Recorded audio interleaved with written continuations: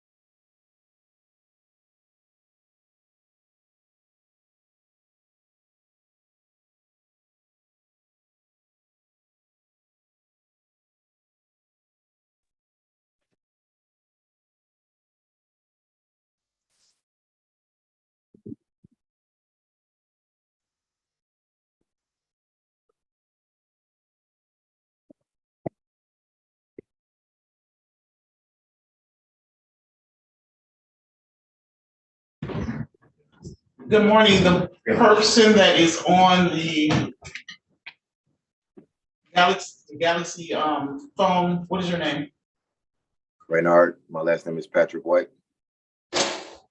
Patrick. Oh, okay. Okay, I'm gonna mute you until your case is called. Have you checked in?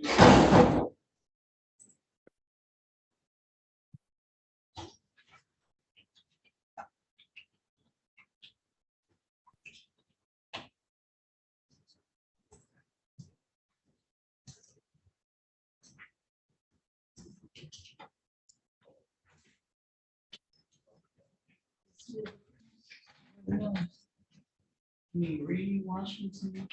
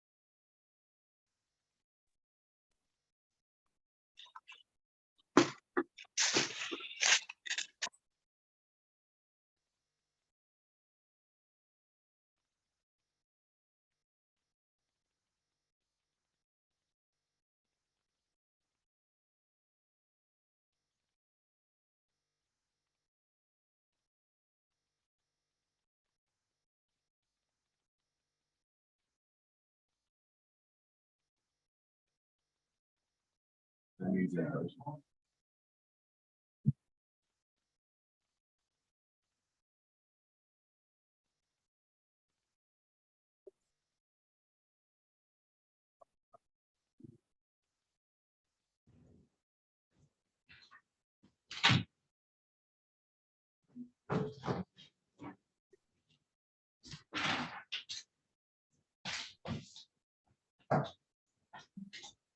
morning, Mr. Parker. Good morning. How are you? Okay,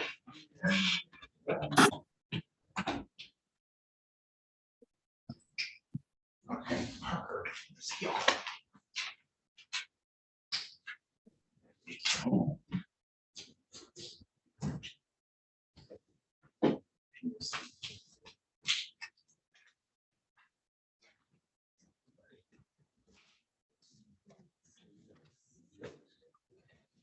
So Parker, are you ready on Pearson? Yes, I am. All right. Who is going to be the prosecutor, may I ask? Mr. Good morning, Philip Henderson.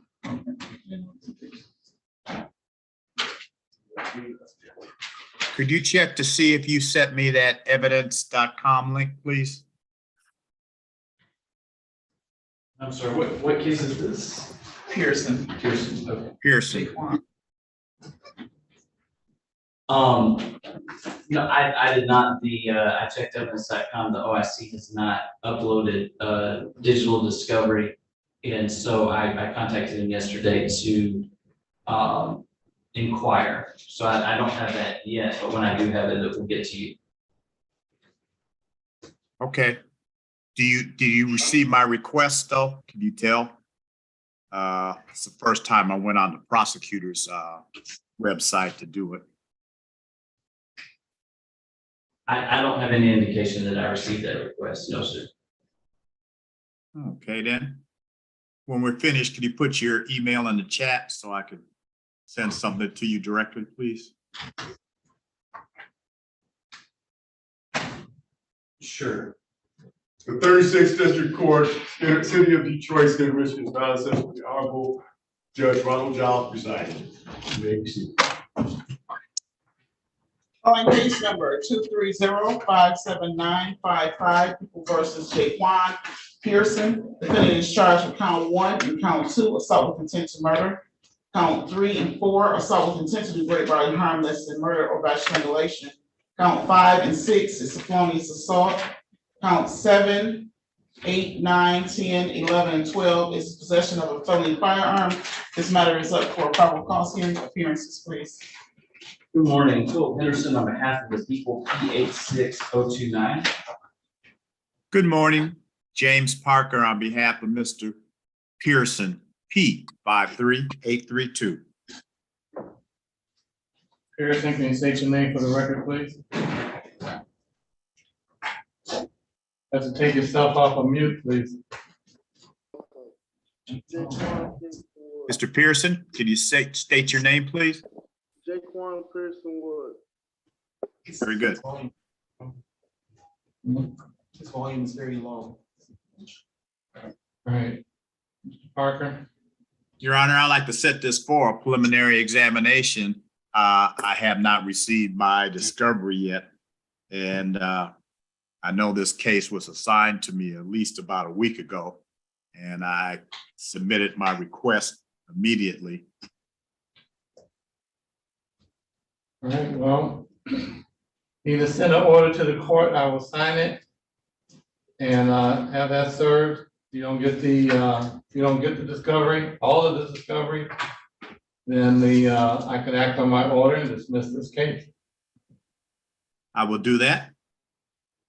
All right, set exam for August 1st at 9:45, is that good? August 1st, that'll be a Tuesday. That'll be fine. All right.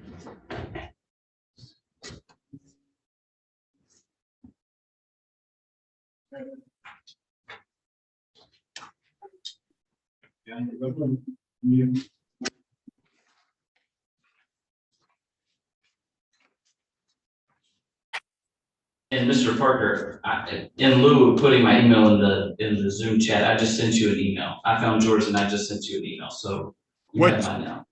Thank you. What email did you find? The one for NBS? I'm not with NDS anymore. I'll give you my email right now. esqparker@comcast.net. Thank you. All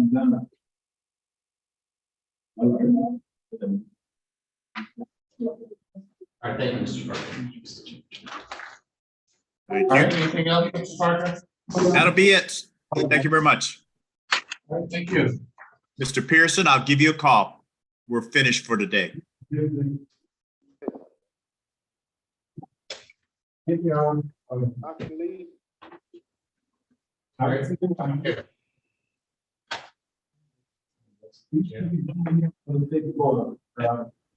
Cole. Yeah. So we're waiting on. From Buston. Calling case number 2057793, People versus Robert Buston. Defendant is charged with count 1, possession by a felon. Count 2, possession of ammunition. Count 3, possession of a loaded firearm in or upon a vehicle. Count 4, 5 is possession of a felony firearm.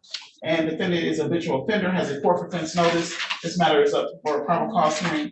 Appearances, please. Philip Henderson on behalf of the people, P86029. Good morning, may it please this honorable court, Tanisha Reed, P71454, on behalf of Robert Buxton, who is present via Zoom.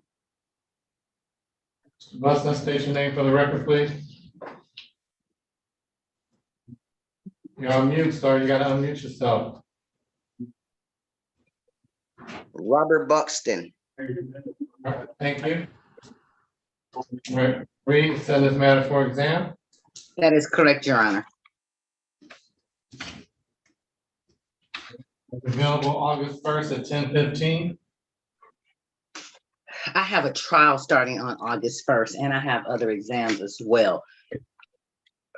Do we have something a little further out? Just a few days?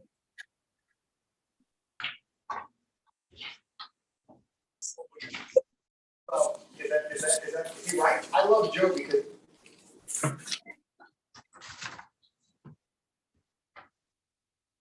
August 3rd at 9:15. August 3rd. August 3rd at 9:15 works, Judge. All right, Your Honor, may I address one? yeah, 1 second. All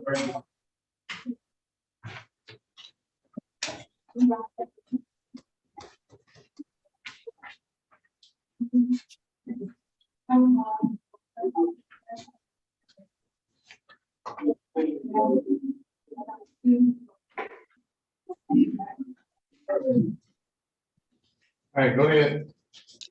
Your Honor, my client is gainfully employed. He's on a tether. He's missed 3 weeks of work. He has shown me shut off notices. He has a tether on. He would like the tether to be open to go to and from work. Your Honor, my client owns a rental property management service where he handles, maintains rent and maintains property. I have known him for quite some time. He does maintain my properties actually. And in terms of the case, Your Honor, the case is reading pretty harshly, but if I may proffer very briefly, my client was at his I don't girlfriend. need to know about the case, Ms. Reed. I'll deal with that at exam. We're gonna go, I don't go in. This is He doesn't have a capious history. It's a non-violent crime in terms of there were no victims. And he is very litigious. He has retained counsel. He has a strong family support system, children in the city of Detroit. He has a fiance in the city of Detroit. I'm asking that he be allowed to go to work, Your Honor.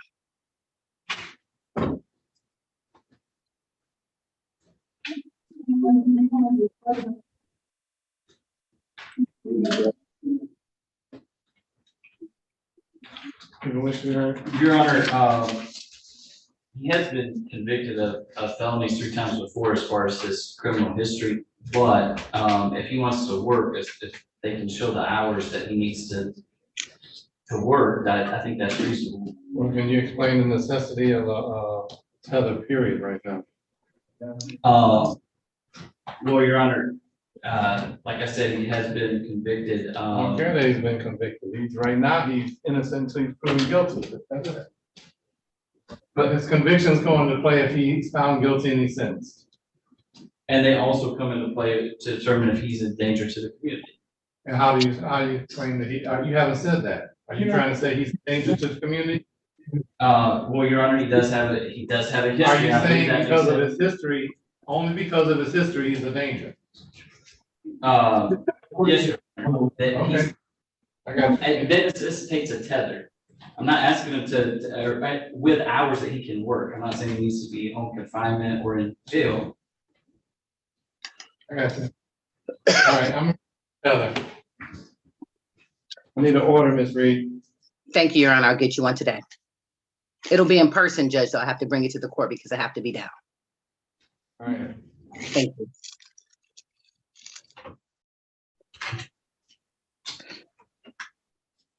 This is on meals, calling case number 230-55923, People versus Anthony Neal, I'm sorry. People versus Raekwon Mills, defendant number 2. He's charged with malicious destruction of a building less than $20,000. And this matter is up for a probable cause hearing. Appearances, please. Philip Henderson on behalf of the people, P86029.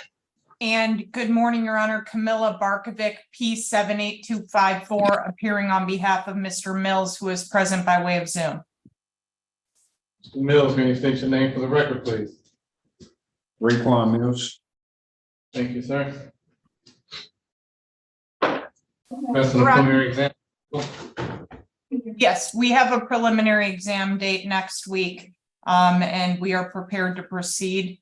I was just wondering who the APA that will be handling this matter is. I'm here for the PCC, and it depends on what day that it's set for exam. It may or may not be me if it's on a day that I'm not in court. And I'm Philip Henderson. All right, counsel, are you available August 1st at 10:15? Your Honor, I would need to consult with my client because he is out of state. If I could have a brief breakout room with him. Yeah. Does he have the court permission to be out of state? He does, Judge. We obtained that at the time of arraignment. He actually lives in the state of Texas. He works for Okay, the. then he has to be here. That's a condition of his bond. You know, I he makes all of his hearings. So I understand. I set a date, he has to be here, period. Understood. He will. Yeah. You're available August 1st at 10:15. Yes, Your Honor, I will make myself available. All right.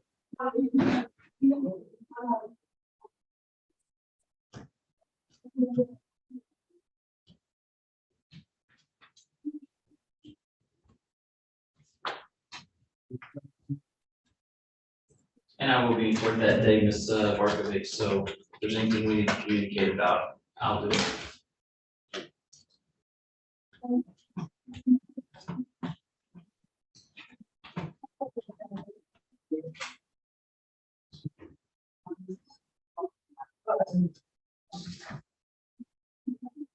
All right, anything else? No, Your Honor, nothing at this time. All right, that concludes the hearing. Thank you.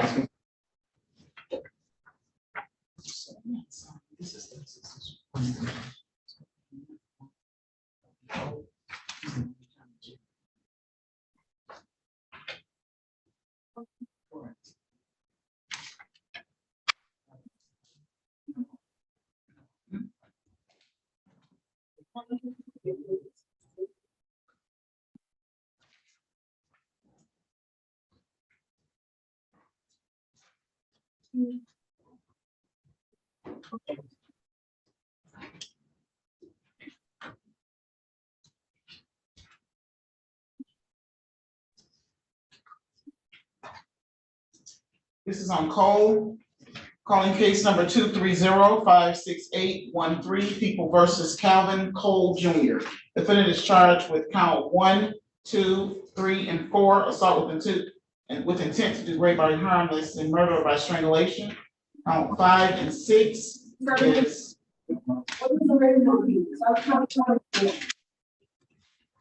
weapons discharged from a motor vehicle. Count 7, 8, and 9, as well as 10 is bonus assault. Count 11, carrying a concealed weapon. Count 12, possession of a felony firearm. 13 through 21 is possession of a felony firearm. This matter is up for a probable cause hearing. Philip Henderson on behalf of the. I can't hear, please, I can't hear, I can't hear. I'm sorry, Your Honor, there's somebody here loud. All right, go ahead, no problem. Appearances? Good morning, Your Honor. May it please the Honorable Court, Adel Haradwala appearing on behalf of the defendant. All right, Mr. Cole, can you state your name for the record, please? Kelvin McCall, Your Honor. Thank you. Your Honor, today is the. One second, counsel, did you put your appearance in? I did, but I believe there was some background noise, so I'll just restate. Philip Henderson, P86029 on behalf of the people. Thank you. All right, go ahead, counsel. Your Honor, today is the date and time set for the probable cause conference. My client would like an in-person examination. I brought my calendar with me so that we can set it.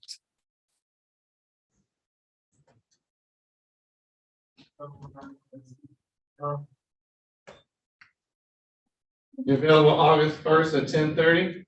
August 1st is at 10, no, Judge, it's not a good day.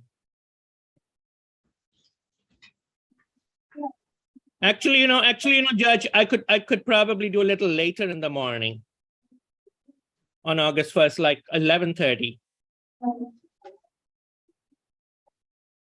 Or we could just select another date. I have 2nd, 3rd, and 4th all open. 11:30. All right, August 2nd at 10 o'clock. 10 o'clock it will be, Your Honor, in person in your courtroom. I believe it's courtroom 233. That's correct. Thank you, Your Honor. Have a great day. And Your Honor, one more thing. My client has asked me to ask you for a personal bond. Okay.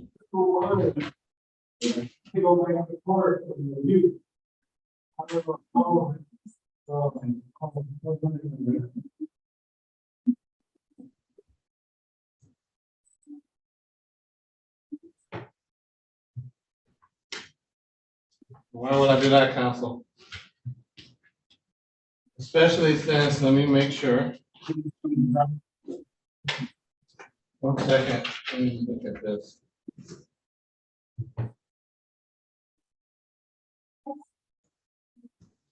The fine was already reduced by Judge McConaughey, and that was on 7/21.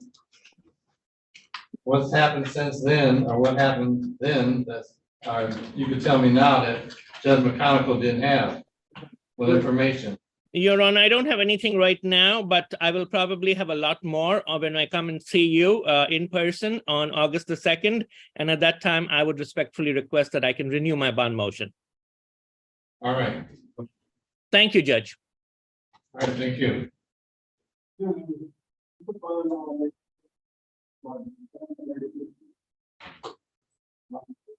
All right, Mr. Cole, that completes the hearing for the day. We'll be back on August 2nd. Okay, Your Honor. In person. Okay.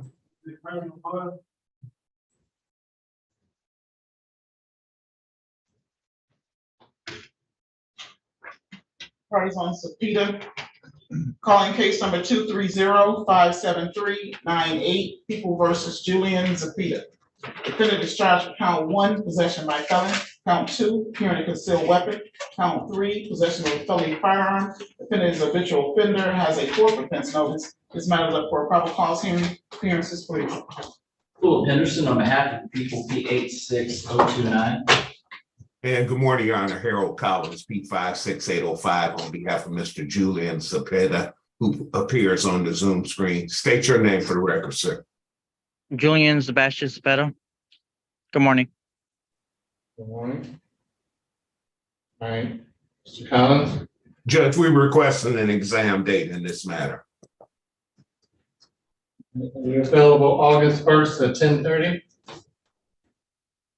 Judge, I have a trial that might go, but I think it's not. I'm going to take that time slot.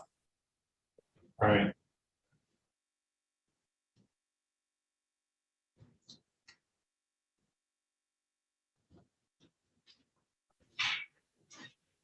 We did just receive discovery on yesterday evening. I'm going to speak with Mr. Cepeda, and we'll let the court know how we're going to proceed. Okay. All right. Thank you. Thank you, Judge. I'll be in touch, Mr. Cepeda. Okay, thank you. All right. Attorney Culpepper.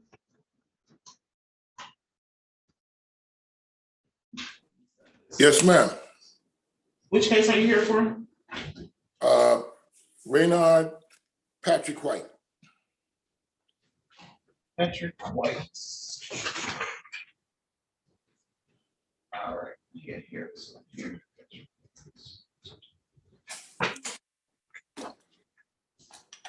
Calling case number 230-57931, People versus Ronald Patrick White, sorry. Defendant is charged with count 1, possession by felon, count 2, carrying a concealed weapon, count 3, possession of a felony firearm. Defendant is an habitual offender, has a 4th offense notice, and this matters up for probable cause hearing. Appearances, please. Philip Henderson on behalf of the people, P86029. W. Otis Culpepper for the defense, 23520. Okay. Is Mr. White on? He's on. Yeah, wait a minute, hold on. You keep logging on this. He was on. Yeah, he's there, there he is. All right. Okay. Mr. White, can you state your name for the record, please?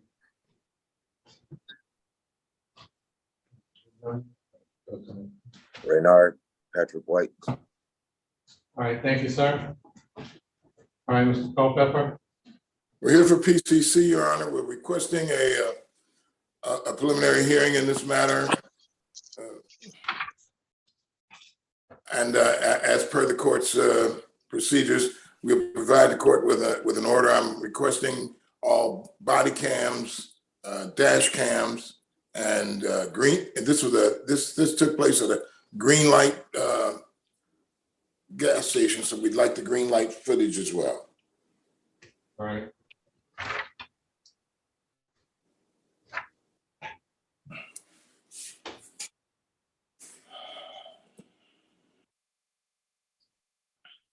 All right, are you available August 1st at 10:45? No, sir, I was looking at the 3rd. I've heard you put some dates there, and that's.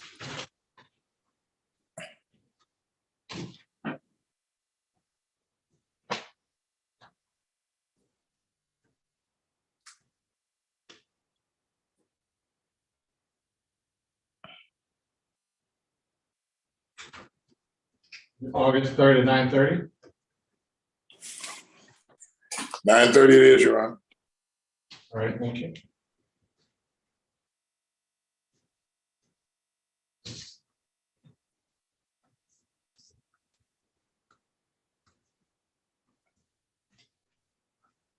All right, anything else? No, sir, I'm good. See you 9:30 on 3rd. All right, thank you. Bye-bye.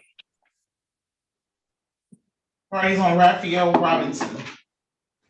Calling case number 230-57965, People versus Raphael Robinson. Defendant is charged with count 1, fleeing police officer, 4th degree. This matters up for a probable cause hearing. Appearances, please.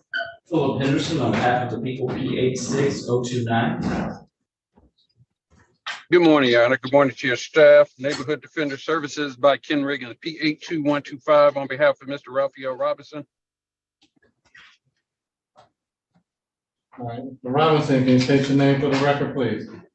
Raphael Robinson. Thank you, sir.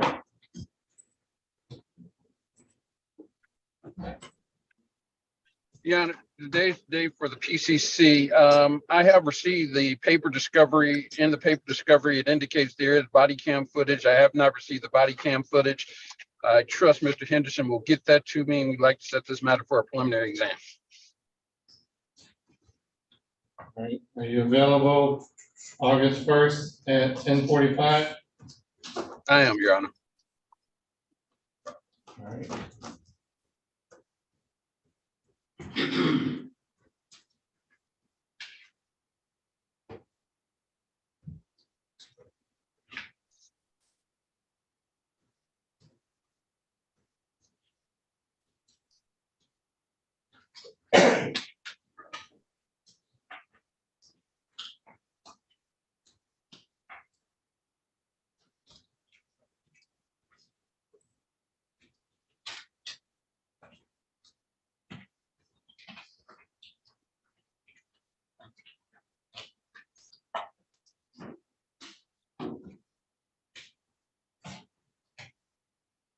All right, anything else?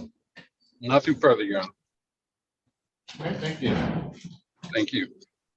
So Robinson, that's gonna be in-person exam, 36th District Court. And just so you know, I don't do t-shirts, I don't do sweats. Shirt with a collar, please. All right? Yes, sir. All right, thank you. All right, we'll see everybody back then. Yep, you have a good evening. Thank you, you too. Your Honor, Mr. Attorney Salomon wants to speak. You know what? So, Yeah. Morning, Your Honor. Yes. Go ahead. Thank you, Judge. I'm requesting the court's indulgence, an adjournment of an exam that's set for this Friday. I did not realize that I have a conflicting federal court matter. I'm going to be in federal court all that day. I called yesterday to try to get a heads up on that, Judge.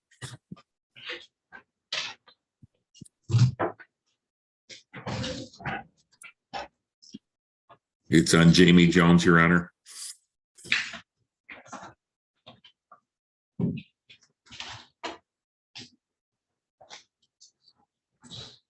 all right.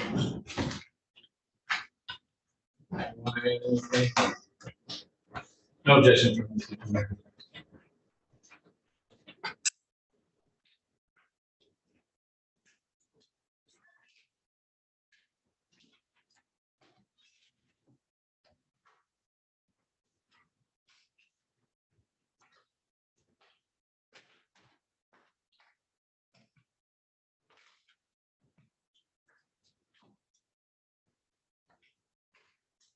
Available the following Friday, Judge, if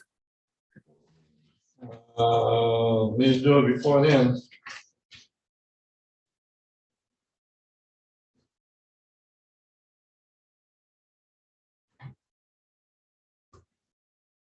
August 2nd, 10:15.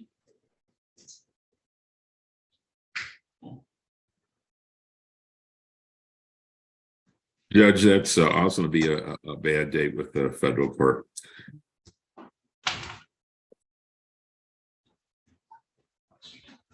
August 1st at 11 o'clock.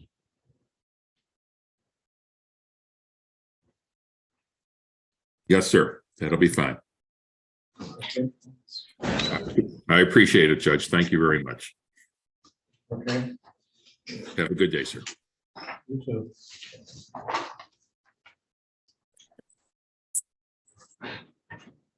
Now, waiting on now is Mr. Washington.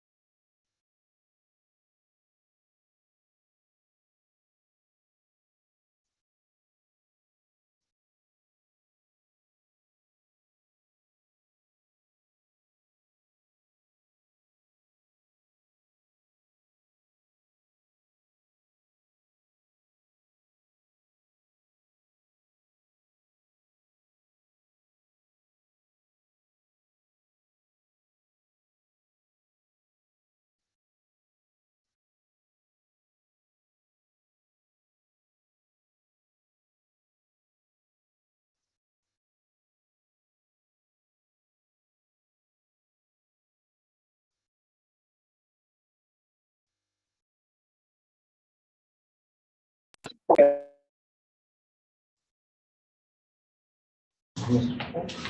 morning, Mr. Pope. Good morning, how are you? Good. How may I help you? I have Robert, I believe it's Brush.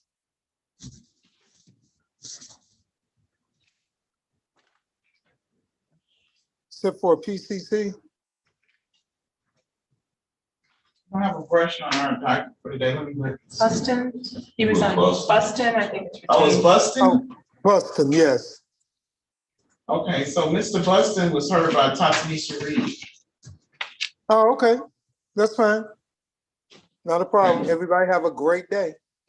All right, you too. Yep.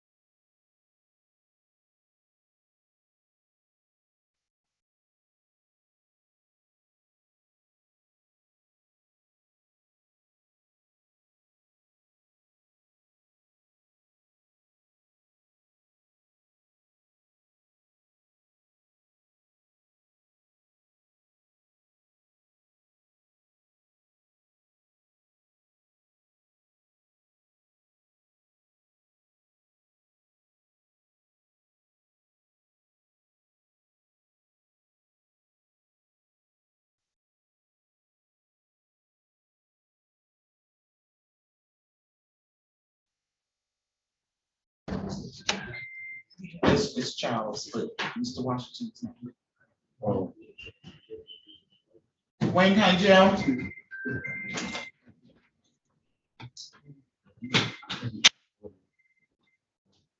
Oh, yeah. Judge Johnson.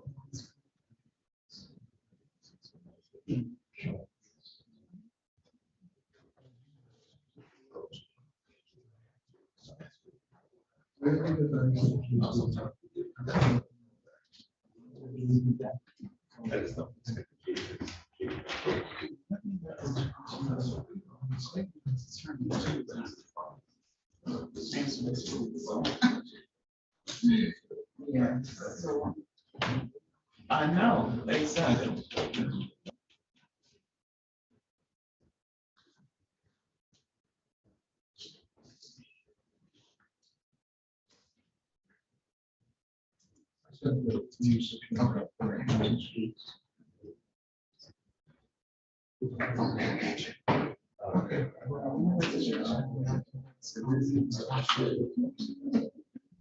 Okay.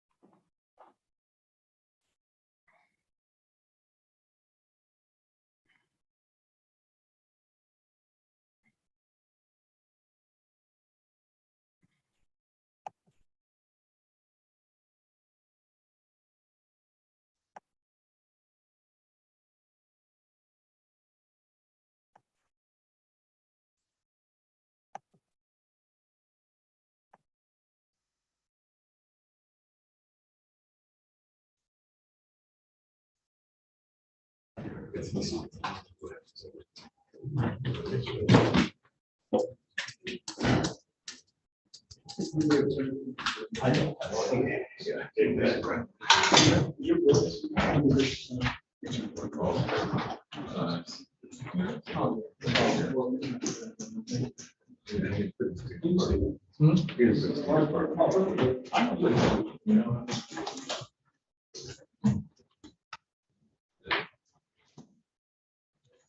what you know your client's date of birth?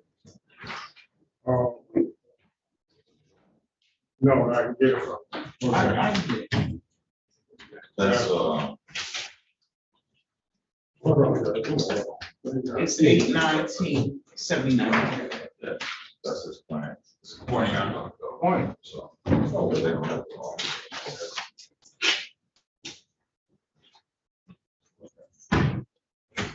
It's great. I got it. You do.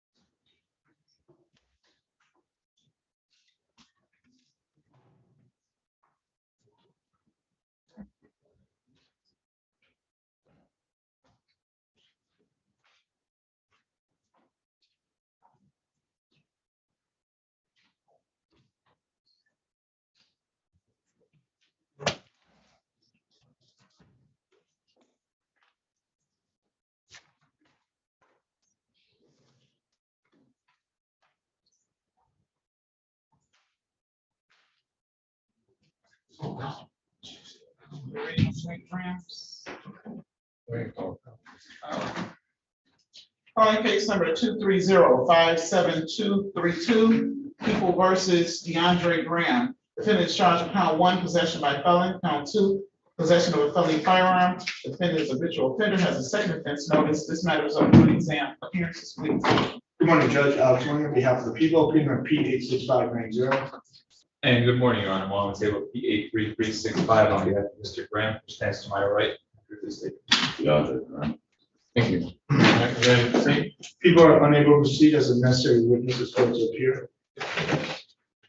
Your Honor, at this time, John Mr. was able to appear. We would ask for dismissal. As dismissal, no privilege. Please, Judge. Thank you. Let's need to fill out the dismissal form, please. I'm sorry, I couldn't Let's hear need you. you to fill out the dismissal form.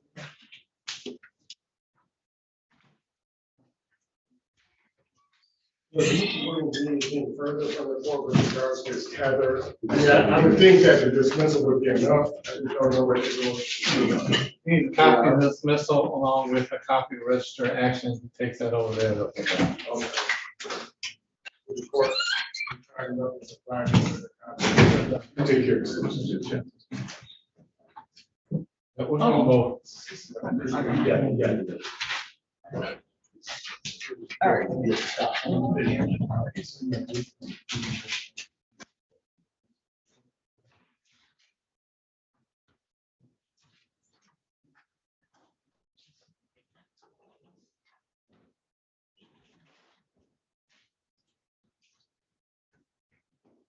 Ready on Ronald?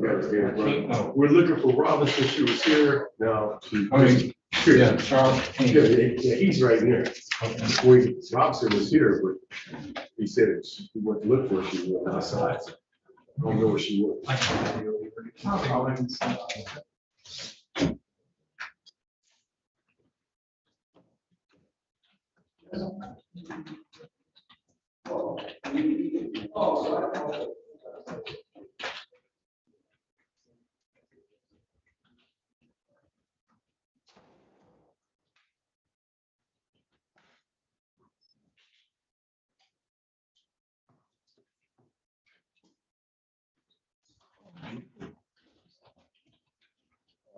Washington.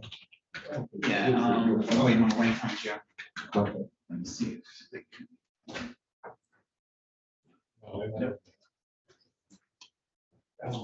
Prosecutor didn't sign it, but from the. Oh, yeah.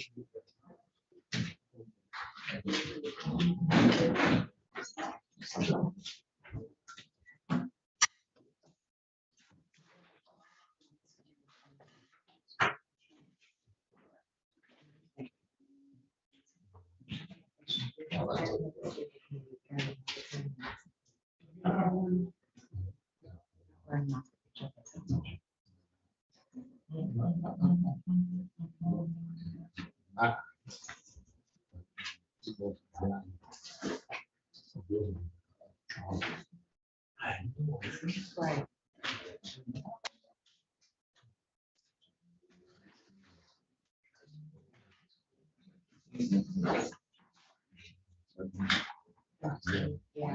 Game plan.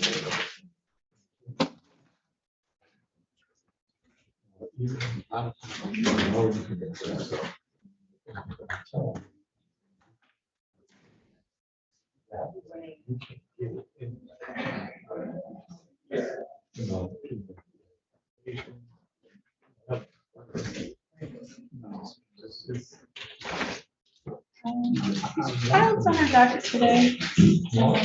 Juanita. Child's still on her docket today. Javante. Right. Right.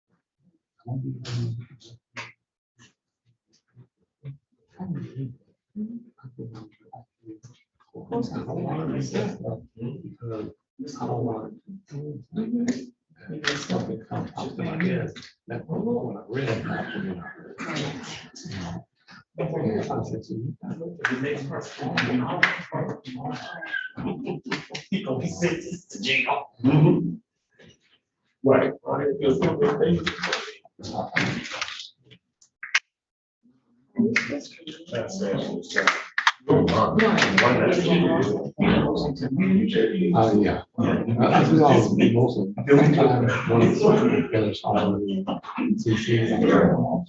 But I could actually.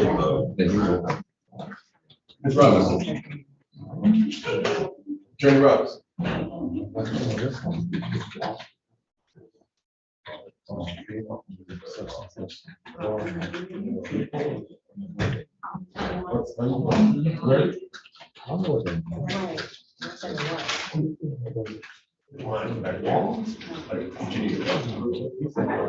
Okay, then cool. Come on up here, I'm very well.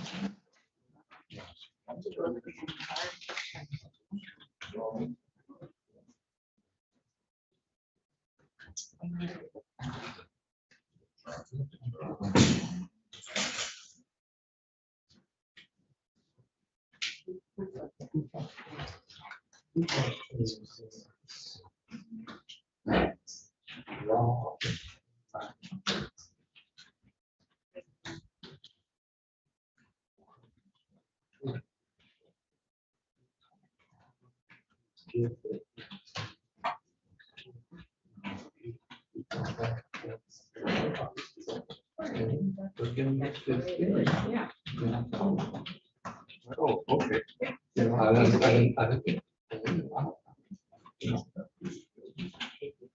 Right, exactly.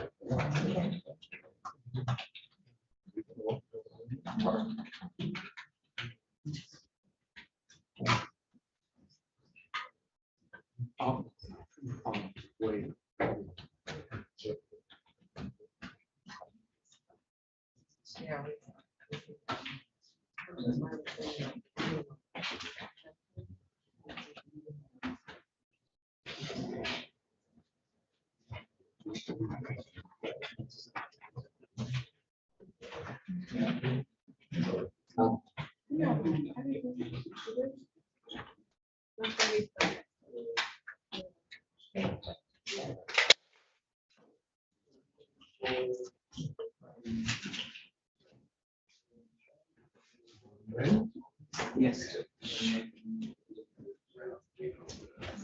Parties for King.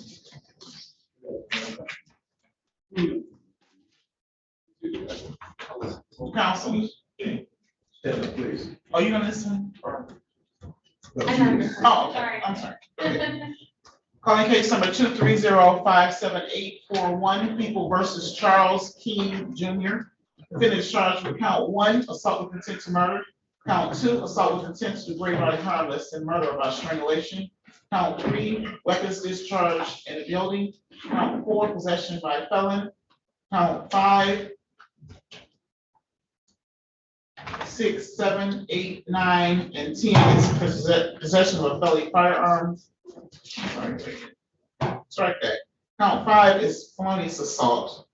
And count 6, 7, 8, 9, and 10 is possession of a felony firearm. This matter is up for exam.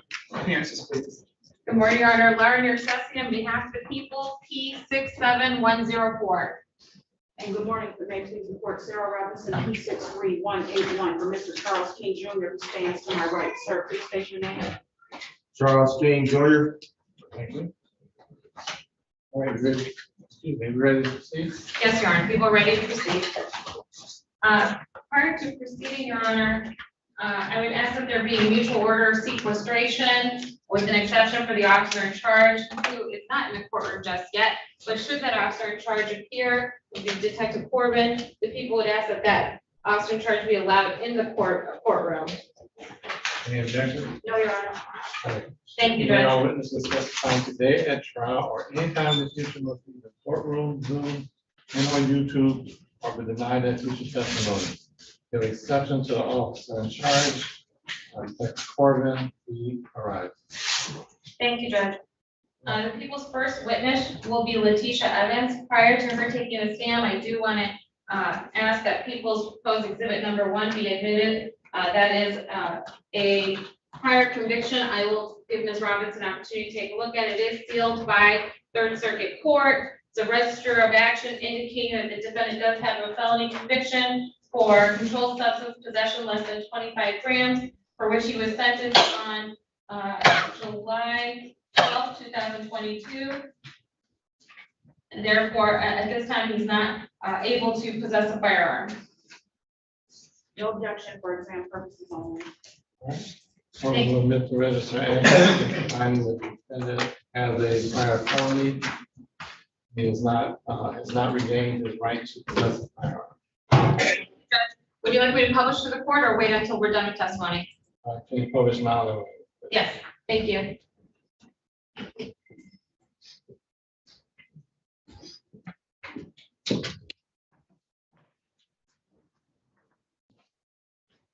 At this time, I would call Ms. Letitia Evans to the stand.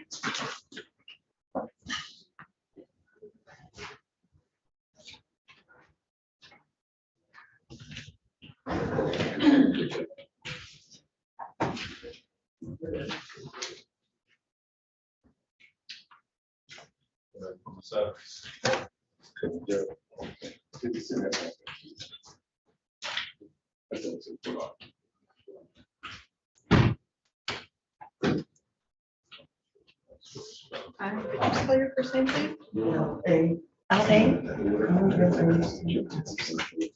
S-H.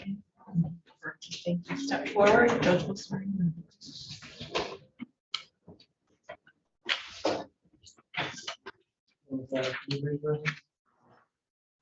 Swear I affirm to tell the truth and nothing but the truth, so help me God. Yes. Close the door right for us.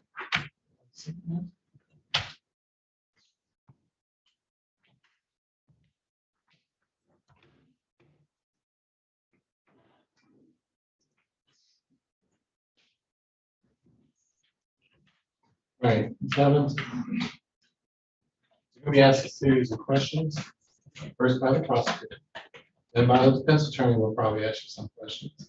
And I may or may not ask you questions, all right? Yes. You have to answer all your questions out loud verbally using words. Just can't shake your head I say, you have to say yes, no, whatever the answer is. Okay? Because, you know, everything's being transcribed. Shake your head, that will come across. Correct. Transcription. All right. Also, when you ask the question, I need you to listen to that question and just answer that question, then stop. If it's a yes or no type question, just say yes or no. and Stop. Yes. If they want additional information, you know, they'll just ask you another question. All right? Yes. We all have a tendency when we talk about especially something that's been traumatic to us, you know, we tend to ramble. But we, you know, we want to get the whole story out. Say this happened, this happened, this happened, this happened.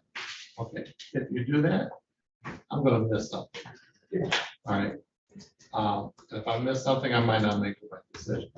Okay, Yes. that's why we proceed by one question, one answer. That way I can understand what happened. I know nothing about this case. The only thing I know about this case is the defendant's name and what he's charged with. I know your name. I get everything I know about the case and what happens in court. Okay? All right. Thank you. Interesting. Thank you, Judge. Ms. Evans, will you please state your name for the record? My name is Letitia Evans. Okay, Ms. Evans, I'm going to take you back to July 8th, 2023. Did something happen that night or that early morning that brings you to court? Yes. Okay, and do you know an individual by the name of Charles Patrick King Jr.? Yes. All right, do you know him by any other names? Yes. What's that other name? Perez. All right, and how long? I'm sorry, I couldn't hear. Perez? Perez. Perez. And how long have you known Perez King or Charles King Jr.? 10 years or better. 10 years or better, all right. And how do you know him? Through my son. All right, and you say through your son, is he friends with your son or was he friends with your son? He was friends with my son. Okay, thank you. Now, do you see Charles King Jr. in this courtroom today? Yes. Can you tell me where he is and what he's wearing? Right there, he's wearing a green shirt. Let the record reflect that the witness has identified the defendant Charles Patrick King Jr. Record so reflect. Thank you. Now, ma'am, were you at a location of 1863 Albion Avenue in the city of Detroit, County of Wayne on that July 8th date? Yes. And what is that address? 18638 Albion. All right, and is that your home? Yes. All right, and were you there alone that day? No. Who was there with you? My two daughters. What are their names? Lakyra Evans Okay. and Can you Sharice spell it? Nancy. Can you spell it for me? Lakyra, Lakyra Evans. And Sharice, Sherea. Bowman. Bowman. All right, and what time of day, were you all there? Like 1:30 a.m. All right, and where were you about in the house? Were you inside or outside? Outside. Okay, were you alone outside?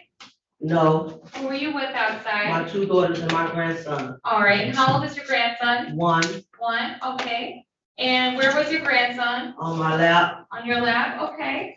And, what were you doing outside? I was talking, it was hot outside, and we were just sitting talking. They was having a drink and I was too. All right, when you say they, are you referring to your daughters? My two daughters and me was having a drink. Okay, all right. And then did something happen that, that actually brings you to court? Yes. Can you tell me what happened? It was, 3 guys walking up the street.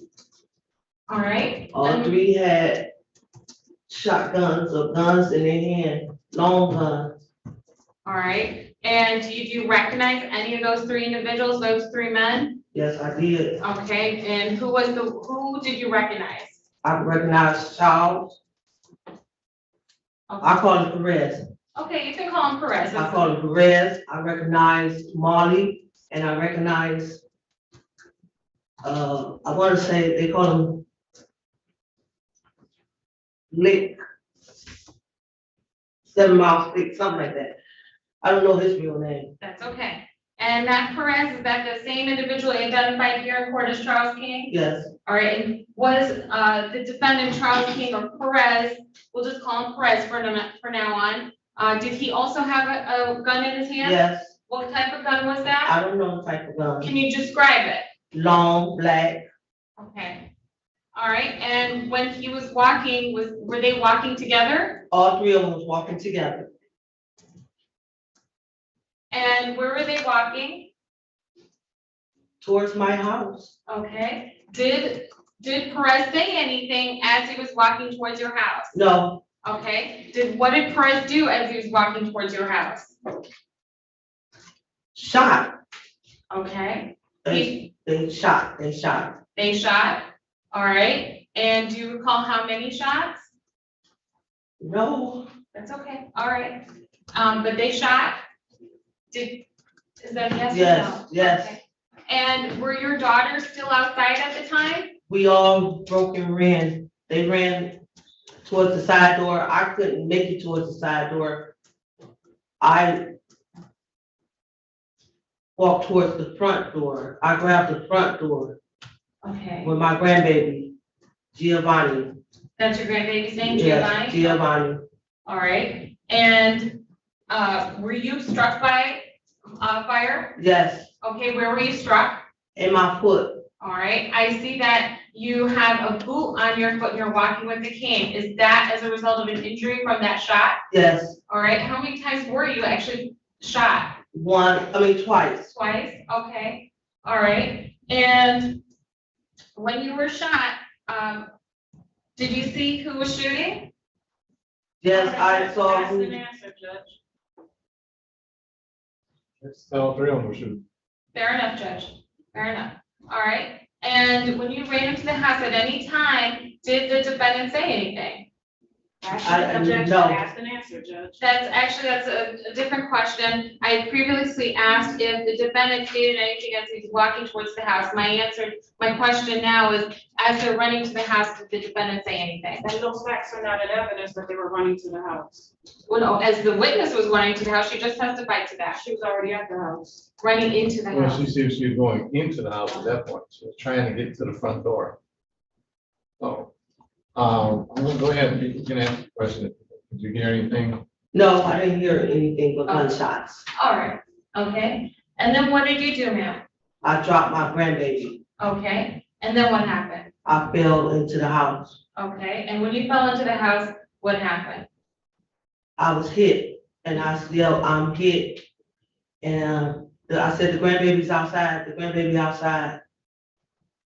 Okay. And could you see where the defendant was at this time? No, Okay. Was your focus where was your focus? my focus was on getting out of the gunfire Okay. and getting my grandbaby because I dropped him. Okay. And was there anyone else inside the house while this was occurring? Yes. Who? My son, Jeremiah Evans, Okay. my daughter, Nahima Henderson, Okay. my husband, Citrus Williams, Okay. my 3 granddaughters, Okay. and my 2 daughters that made it into the house. And those are the same 2 daughters that were sitting outside with you? Yes. Can I get their names again? And I apologize to the court that I'm asking this. I just want to ensure. Lakira Evans Lakira Evans, and Cherie Bowman. Sherry Bowman.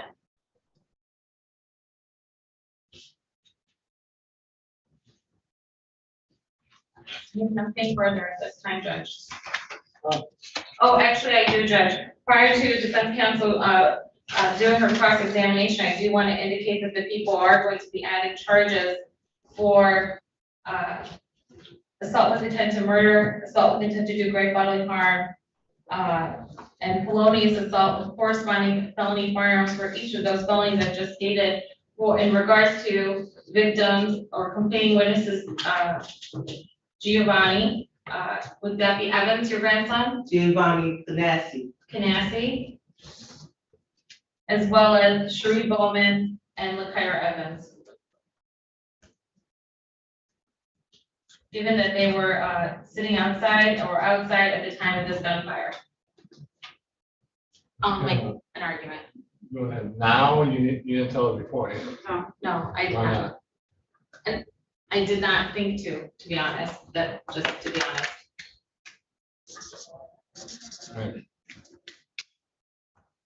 But I'll object to these additions. I mean, I guess I got noticed just now.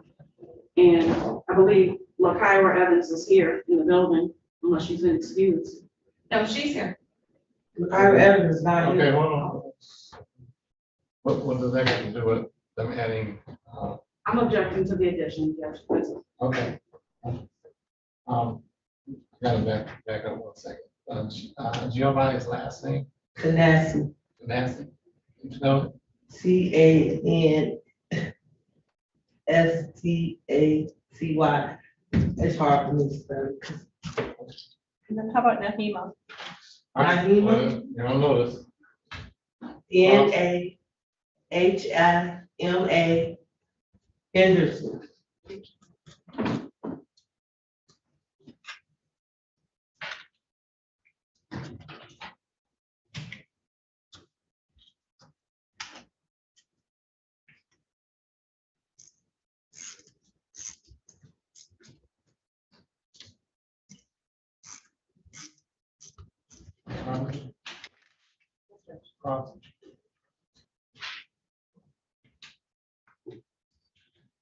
Ma'am,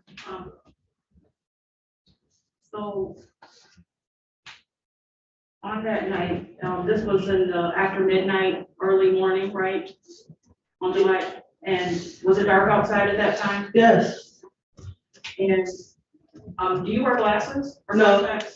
Do you have any issues with your eyes or surgeries to your vision or eyes? No, There's nothing wrong with your eyes at all? it's crossed. Is that, your eyes are crossed? Yes. Are you in undercare with an eye doctor? No, So your crossed eyes don't affect your vision? no, And, that night, what did you drink, a fifth or something? I don't know what they was drinking. I had a shot in a cup, Okay, was it a big cup a shot cup, or just a little tiny shot? a shot cup. Oh, okay. And how long were you out there drinking? I don't know how long they was out there drinking. I just pulled up and I just asked for a shot. Oh, you just pulled up? I just pulled up. Oh, I see. Where were you coming from? Me and my husband. Objection. What's the relevance? I'll move on. All right. All right. And so you don't know how long and what were they drinking? Looney Tunes. How big was the bottle? Hurry, a half a pint. Just a half a pint Yeah, for the three of you? probably for them a half a pint. I just had a shot. Oh, okay. And regarding the distance, did you see the people down the street? Weren't they up down the block, maybe 3 or 4 houses down? No, there was 2 houses down. There were 2 houses down? Yes, Okay. And where did they come from? they came from around the corner of Eastwood and Alvia. So that means they would have been down at the end of the block, right? They came from around the corner from Eastwood and Alvia. And you have personal knowledge of that? You saw them coming around the corner? Yes, Okay. So you saw them for a long time? I just saw them come around the corner. I wasn't timing nothing. I wasn't looking for it. All right. Was that, so it was just maybe a second? I don't know. I wasn't timing nothing. Okay. So you saw them at the corner or at the second or third house? Which one was it? I saw them walk around the corner to the second house. I see. And your eyes were fixed on them that entire time? Yeah, Okay. And how were they wearing, what were they wearing? Were they wearing hoodies? they was wearing black. Were they wearing hoodies? No, I ain't see no hoodies. You didn't see a hoodie? Were they wearing t-shirts? They were wearing hoodies, black, like black pants and a black shirt. I don't know about no t-shirt. I'm sorry, I don't know. All right, were the hoods up? Or no, you said they weren't wearing hoodies, right? That's right, I'm sorry. You said they weren't wearing it. Okay. And, from that distance, were you able to see, were you in the dark, were you able to see tattoos? On bodies and arms, were you able to see tattoos? No, Okay. Were you able to see hair from that distance? yes, You were?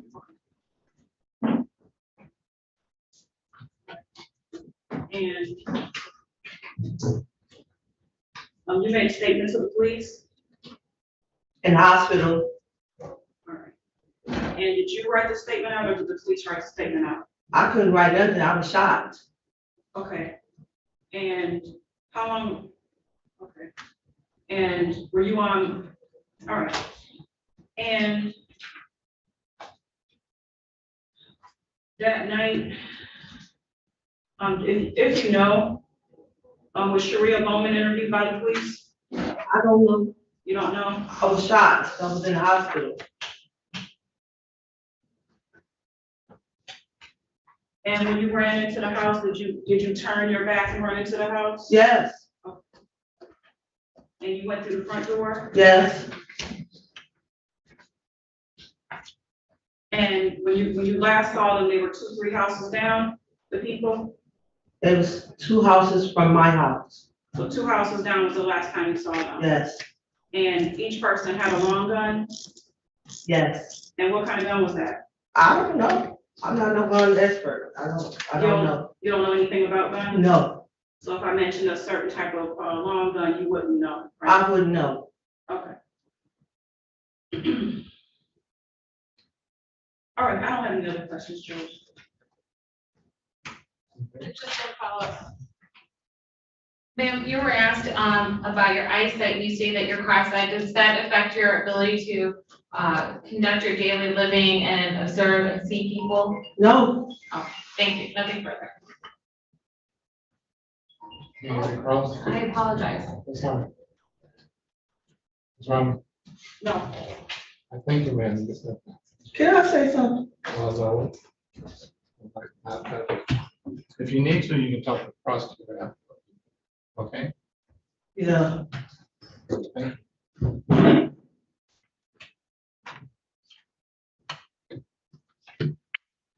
Judge, you have a moment, one of the APAs in the courtroom. I'm just letting them know I'm finishing up an exam. All right. Thank you.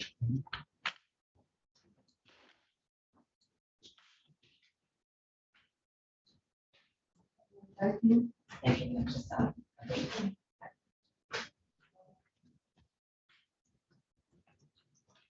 Judge, defense does not have any witnesses. The people moved to bind over. Wait, you rest?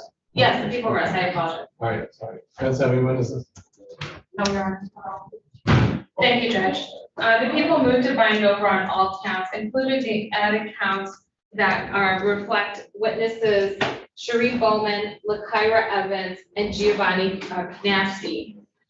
I'd ask that added charges for assault with intent to murder, as well as assault with intent to do great bodily harm, as well as a felonious assault and corresponding felony firearms for each of those charges for each of those defendants.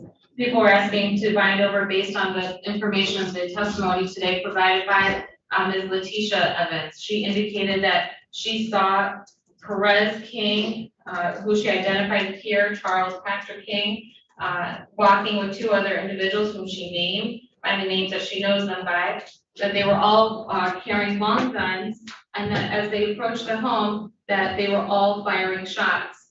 They were firing shots and she was even struck by one of those shots twice.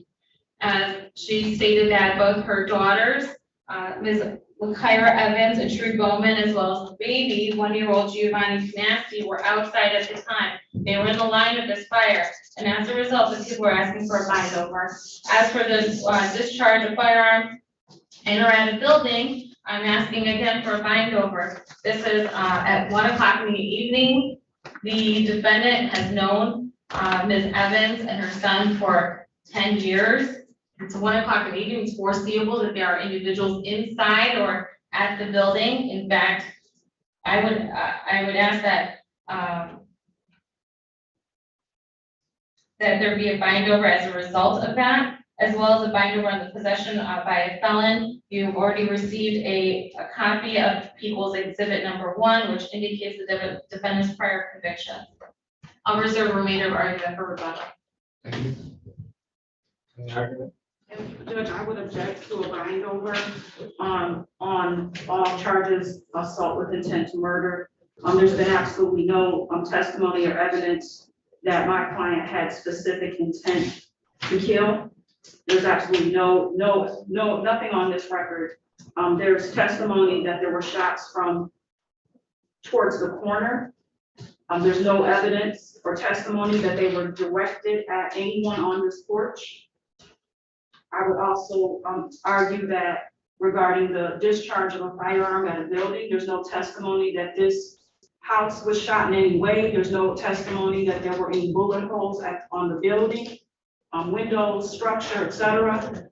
These gunshots, per the testimony, came from down the corner, several houses down, and not directly in front of the house. Typically, those are when the shooter is closer to the home, and there's no intent for that count either. Your Honor, I would ask that those be dismissed at this time.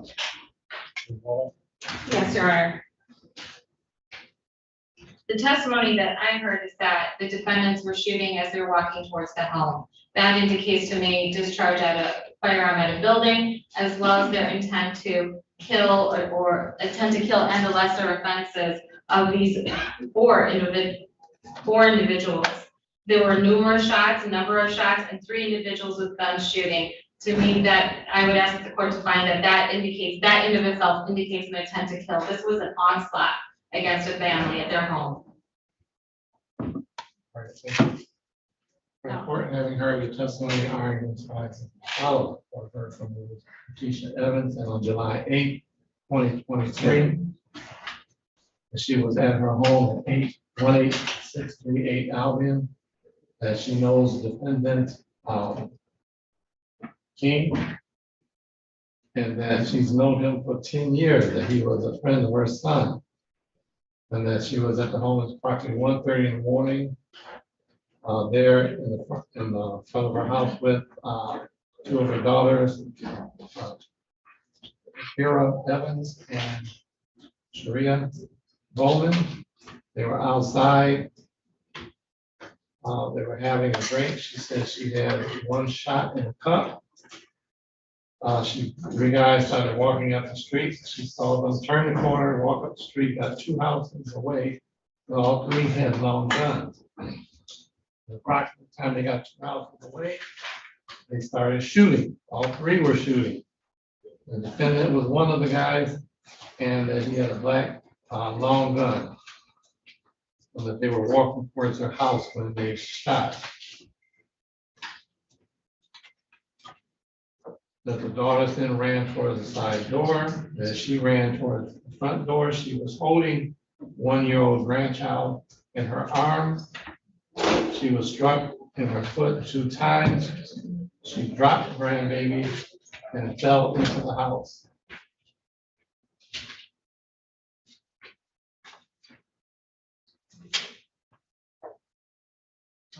Inside her home was her another daughter, her husband, and 3 of the grandchildren.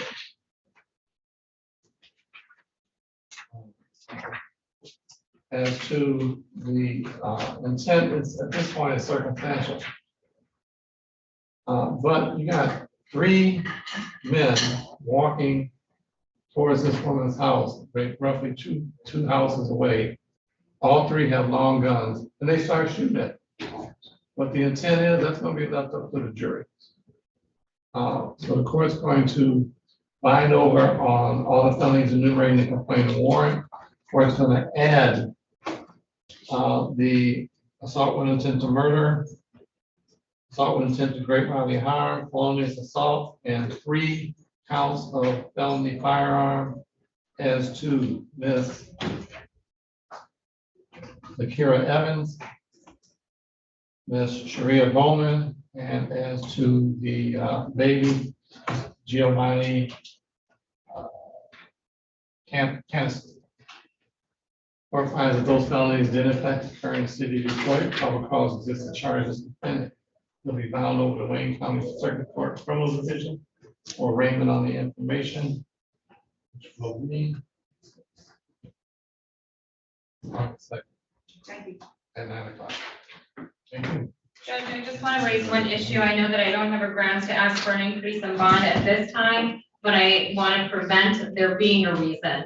I have received information from Ms. Letitia Evans that there have been individuals driving past her home. She's concerned that they are driving past the home frequently, looking at the house, and she is concerned that these are individuals being called to do so by the defendant. Now, I just want to indicate on the record whether that there is a no contact order for the defendant to have any contact with this complaining witness or her home, and that if we do learn that there is any incitement through jail calls, that we will be seeking a prevention of those jail calls privileges. Judge, may I address that? My client is in the Wayne County Jail. He's not in the community. People are driving down her street. She lives on a residential street. Anyone can say that people are driving down the street. My client has no assaultive history. He has one conviction. There may have been 2 counts going back last year. It's a narcotics charge. Absolutely no assaultive history prior to that. My client is almost 30 years old, so it wasn't until last year that he picked up his first felony charge. He works as a landscaper. He has a daughter. He is interested in posting bond. I spoke to his mother. His mother is in the building with his sister. He lives with his mother on the west side of Detroit, nowhere near where this family lives. I'm asking the court to consider releasing him on a tether or reducing his bond. No, all right. Okay, and let me just say this, Mr. King. You know, they haven't said that you've been involved with anything at this point, in terms of whoever these people are driving by, slowing down, that kind of thing. And I hope it doesn't have anything to do with it.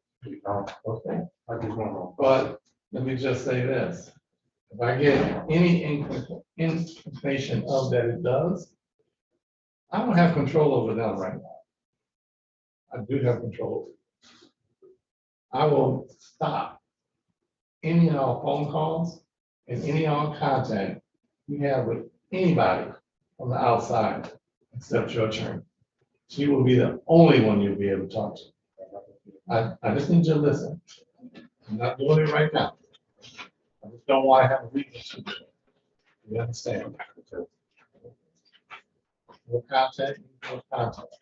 You know, so if you talk to your family members, you make sure to tell them no contact. Don't put anything about this on social media, nothing. You understand? Sure. My grandson is with us.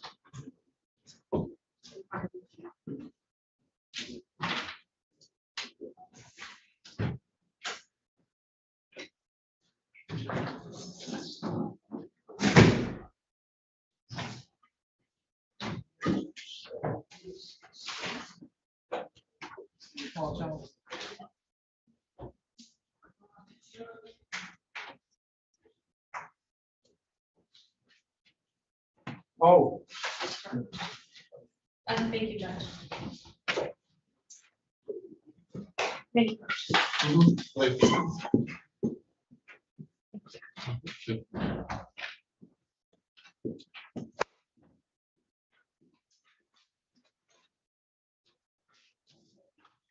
Okay, what do we got here? Ready on Charles? Oh, yeah, yeah.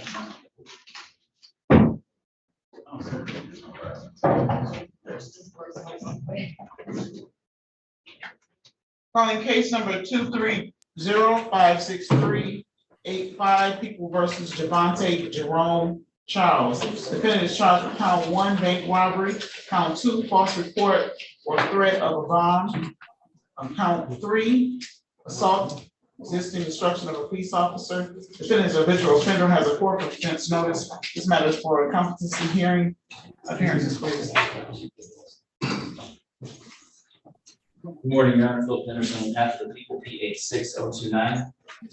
Good morning, Your Honor. Earl Washington, Neighborhood Defender Service, P 31383, on behalf of Mr. Javante Giles.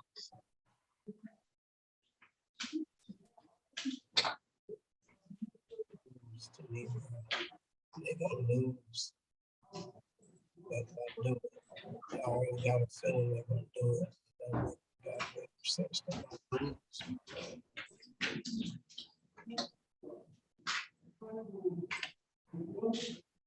Gonna take kindness for kindness. They're gonna lose. They don't look at my face enough to know when people ain't lying.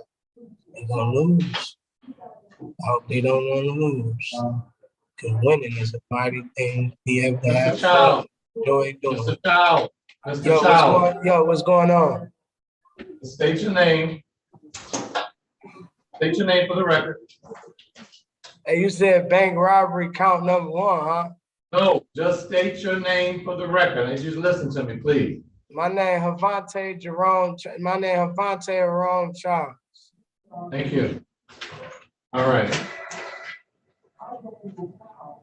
I got it. 1 second, Mr. Washington. Let me get a chance to look at this. I'm sorry, I didn't hear that, Your Honor. Okay, there's a report dated June 6, 2023. On the letterhead of the State of Michigan Department of Health and Human Services Center for Forensic Psychiatry. That was signed and dated by a Margot Gilbert, PhD, consulting forensic examiner. All the parties have seen this report? Yes, Your Honor, I did examine the report. All right, are you willing to stipulate to the results of the report? Yes, Your Honor. All right, and based on that stipulation, the court is going to find that the defendant is incompetent to stand trial, and that he's going to be remanded for treatment. But it does say that they feel that if he got the proper treatment, that he would be competent, could become competent within the time period allowed by the statute. So, based on that, we're going to set up another hearing date for review. And that's going to be October 26th at 8:30. Okay, that's a good date, Your Honor. All right, thank you. All right, thank you very much, Your Honor. All right, that'll conclude our hearing. All right.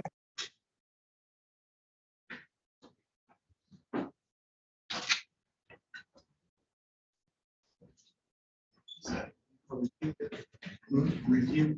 Yeah, that's going to be review.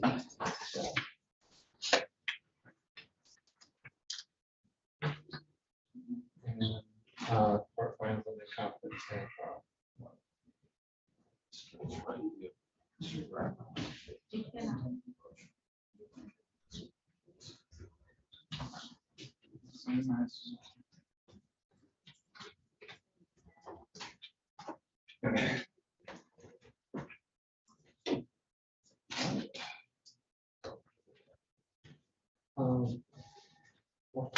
Yes.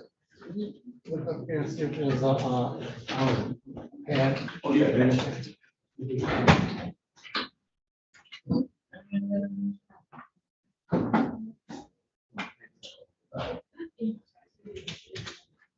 All right, well, next. So, when you stand, please. This is What? Oh, okay. Calling case number 230-57783, People versus Ashila, or ASHLI Stratton. Defendant is charged with count 1, receiving and concealing stolen property motor vehicles. This matter is up for exam. Appearances, please. Good morning, Judge Alex Wayne, on behalf of the people, appeal number P86590. Good morning, Your Honor, Neighborhood Defender Service, by Summers Brush, number 85828, appearing on behalf of Ashton Sprout, who's not with us today. All right, are you going to contact with her? I have no representation to make about her non-appearance. today, Your Honor.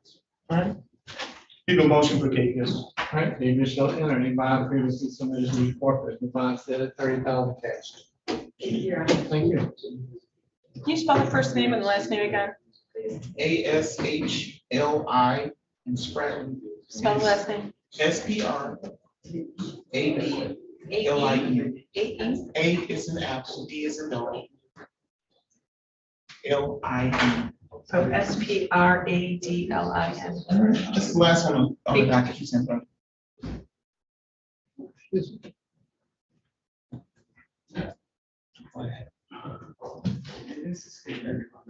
is right here. This is,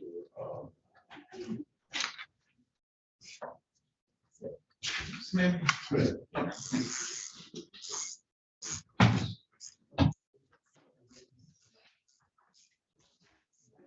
Calling case number 190608000, People versus LaShawn Smith. Defendant is charged with count 1, stealing, retaining without consent of a financial transaction device. Count 2, possession of a transaction device, financial transaction device. Count 3, larceny, $200 or more, but less than 1,000. Defendant is a habitual offender, has a third offense notice. This matter is up for an exam. Appearances, please. Good morning, Judge Alex Ronald, on behalf of the people, appeal number P86590. Good morning, Your Honor. Veronica Walrath, NDS P85665, on behalf of Mr. Marshawn Smith, who's beside me in the courtroom. If you just name your name. Smith, just so you know, in the future, I know we don't do sweats in our court. All right? I'm not, please show me comments. Thank you. All right, we ready to proceed? Yes, Judge, the people call witness Jackson James. Jackson James. James Jackson. All right, you have a seat.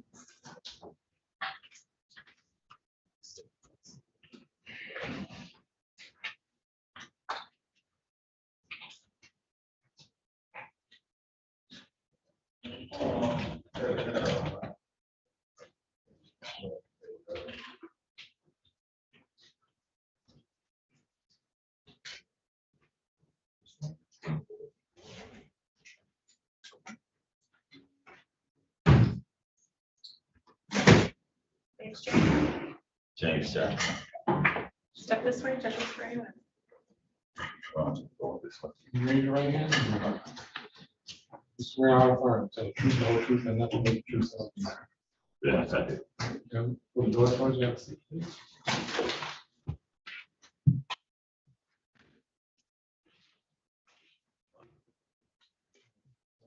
Jackson, a few things. First, I don't do t-shirts in my courtroom.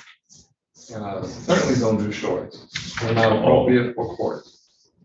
All right, so we have to come back in court. Okay. Okay. Okay. Thank you. All right, you'll be asked a series of questions. First by the prosecutor. And the defense attorney will probably ask you some questions. I may or may not ask you questions. All right. You have to answer all those questions out loud, verbally, using words. Just don't shake your head. I say, because everything's being transcribed. Okay. Also, when you ask the question, you can listen to the question, answer the question, and stop. If it's a yes or no type question, just say yes or no.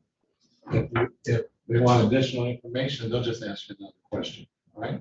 Okay. We all have a tendency when we talk about something that is happening in our lives. Get the rambling. We get to rambling. I understand. You know, and if you ramble, I'm gonna miss something. And if I miss something, I might not make the right decision. Okay. That's why we proceed by one question, one answer at a time. I don't know nothing about this case. Okay. The only thing I know about this case is his name and what he's charged with. I know your name. I get all of my information about this case from the court. Okay? Yes. All right, thank you, sir. All right, may proceed. Please state your name for the record. James Jackson. And were you on the date of 08/30/2019 at 4684 Corporal Street, Detroit, Michigan? Yes. And that's in Detroit County of Wayne? Yes. And what were you doing that day?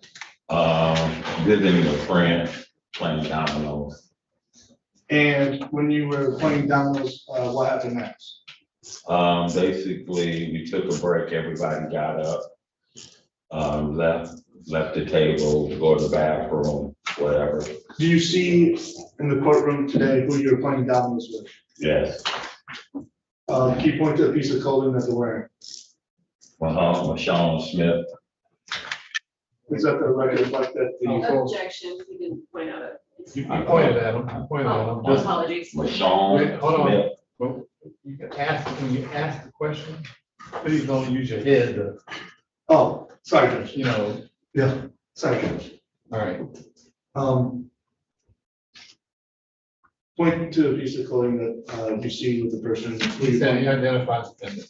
Please let the record reflect that the witnesses identified the defendant. Record summary. And when you were playing dominoes, what happened after you were playing dominoes? We stopped for a short break. I had a jacket on with my wallet in it hanging on the back of the chair. Once I went in, used the restroom, I came back out and we proceeded to play dominoes. And when see that what? Pardon? We proceeded to play dominoes. Oh, wait, okay. And was there a point when you were done playing dominoes, what happened? Well, my card closed on the first of the month at 1 o'clock in the morning. So I was basically trying to kill some time so I could get my funds off of my card. And how many people at this time were you playing dominoes with?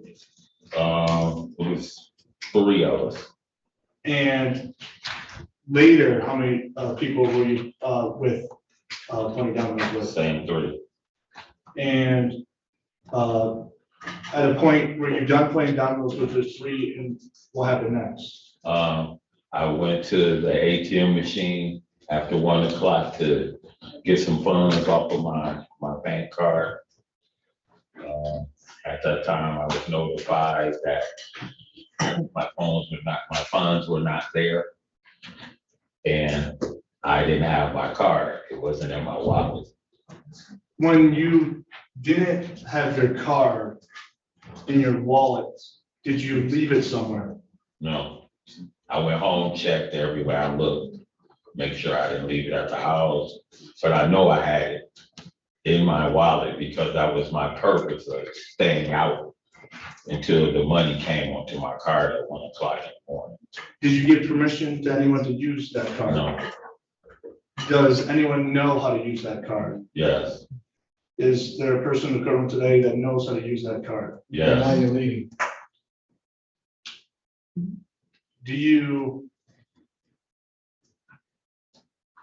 What were you doing? Excuse me, Judge.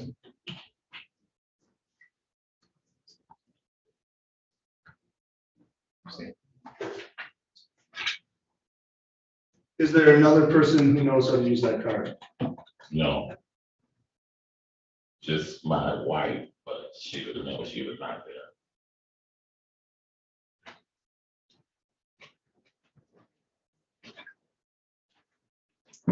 Is there a PIN associated with that card?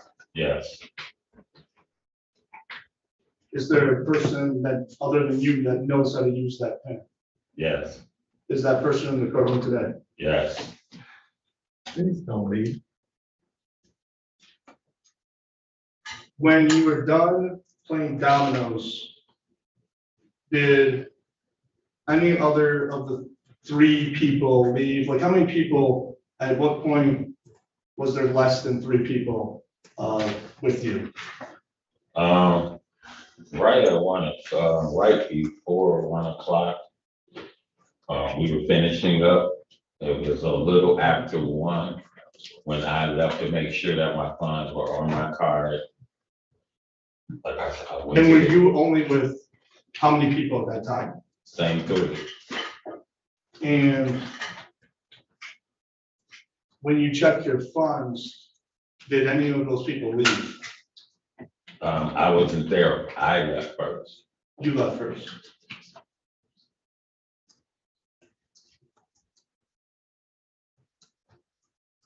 When you have a PIN to this card, what led you to believe that someone took money from your card?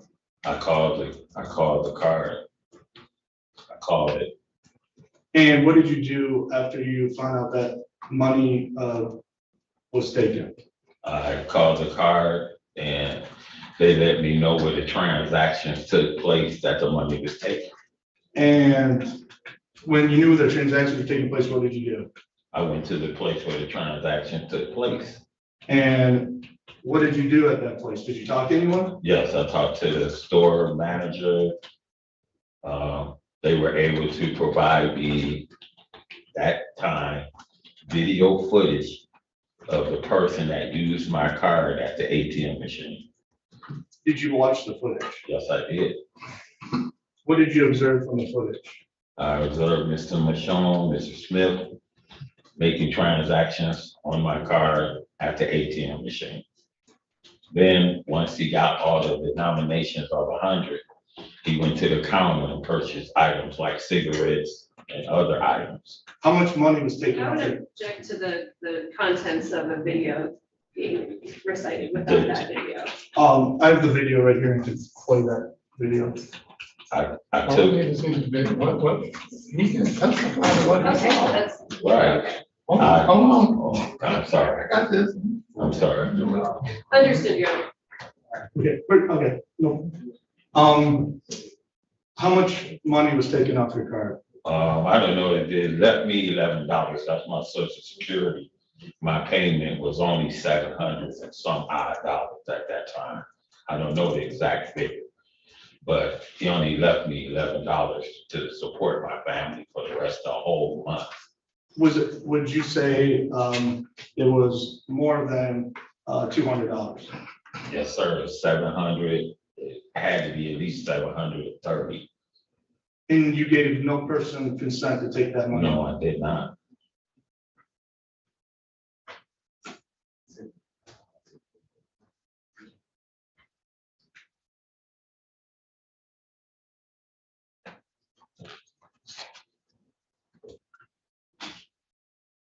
No further questions.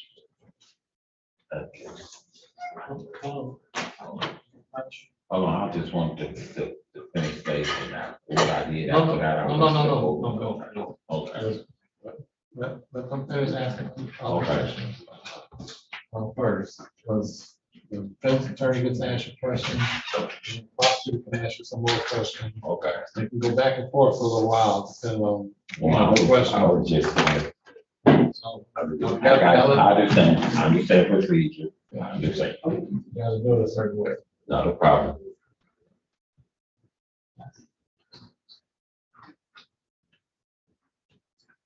So you said you were playing dominoes with multiple people?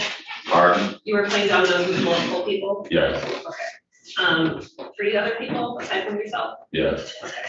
And you had your wallet in your jacket pocket during that? yes, hanging on the back of my chair. Okay. Had you used the cards previously that day? That day? Yeah. No, Okay. And you had checked that the wallet was on you, right? pardon? You had checked that you had the wallet on your person, Yes. right? Okay. But not specifically that card? Not specifically that card? Yes, Yeah. specifically that card. That's the only money card I had. Okay. When you got up to use the bathroom during the dominoes game, at that point, there were 3 people, correct? Everybody left out of the room except Mr. Smith. Okay, but while you were not in the room, you could not have seen who came back to that room, correct? Correct? Okay. So you don't have first-person knowledge of who was there at that moment, just that you left before he did? Yes, Okay. And you continued to play dominoes for, it sounds like, an hour or so after you Yeah. came back from break? Yeah. Okay.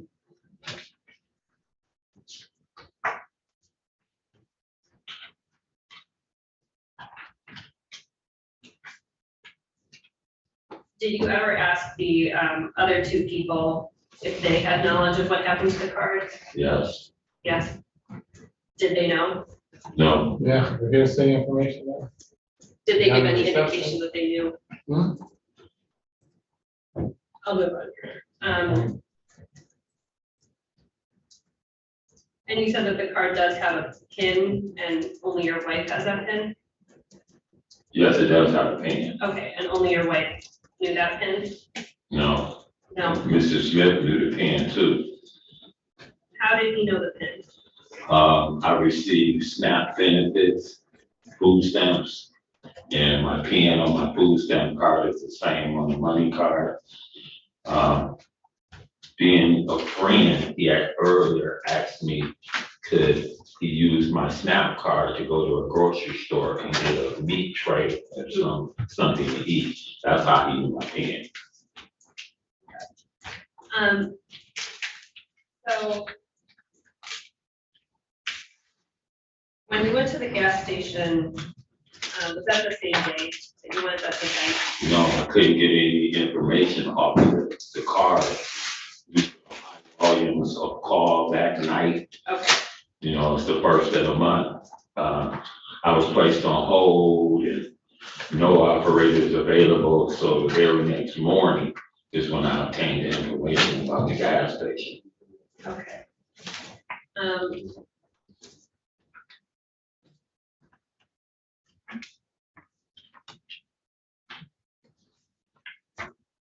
The video that you saw was gas station security video?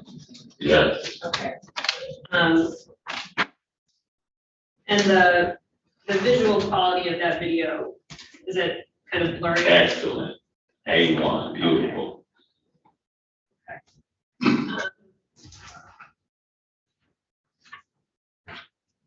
You spoke to the police about this incident? Pardon? You spoke to the police about this incident to the detective? Detective Knight. Okay. So he took me back to the gas station and he viewed the video. Okay. He showed you a picture of Mr. Smith, correct? No, he showed me multiple pictures. He did a lineup, I guess what they call it. He showed me a He showed you photo. multiple pictures? Yes. Okay. And he told me to pick out the one that describes the person that took my funds. Okay.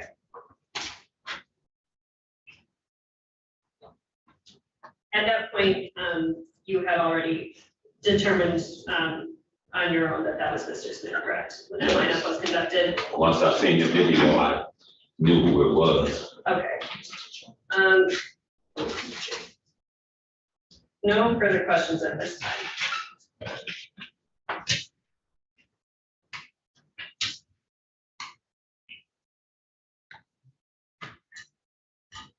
The defendant and your wife are the other, is there anyone else who had knowledge of the thing?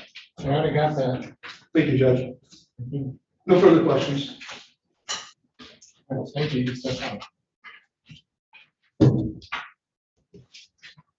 Am I done? Yes, good enough. Am I done for the day? I mean, I can leave. Yeah, yep. All right, thank you.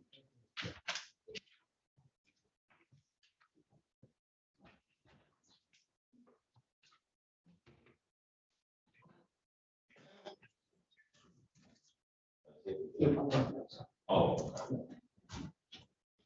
Any further witnesses? No further witnesses. Yes. No witnesses or defense, Your Honor. Motion. The people motion to bond over on all counts. The witness testified they were playing a game of dominoes. When they got up, the defendant was the only one in the area when the defendant stood.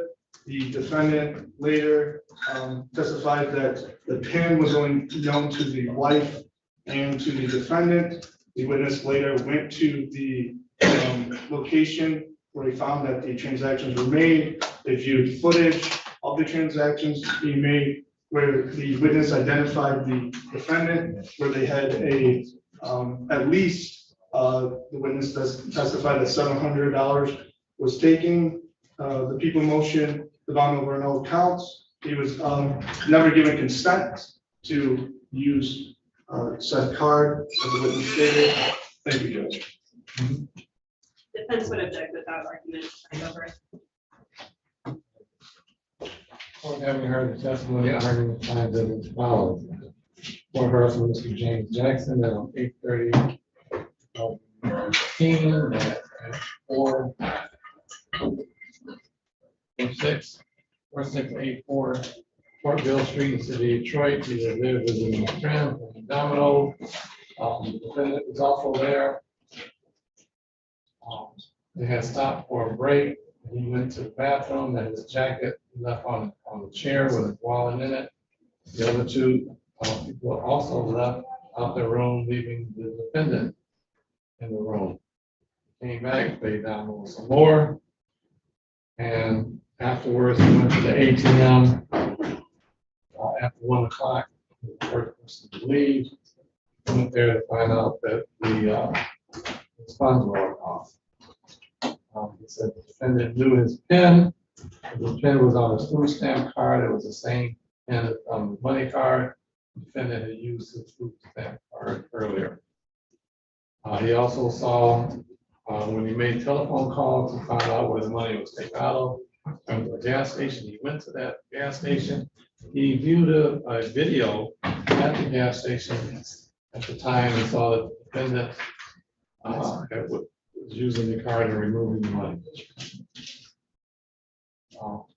Then he also did a photo lineup where he took the defendant out. Corresponds that the felonies enumerated in the complaint warrant did in fact occur in the city of Detroit. Probable cause is discharged as defendant.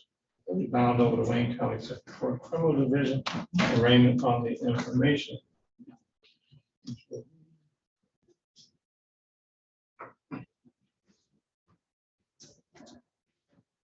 August 9th.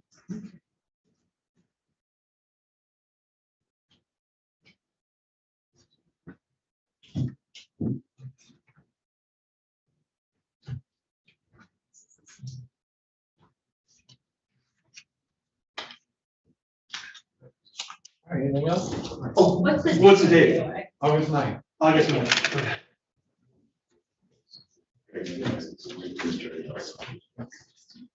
Thank you, Judge. You're welcome.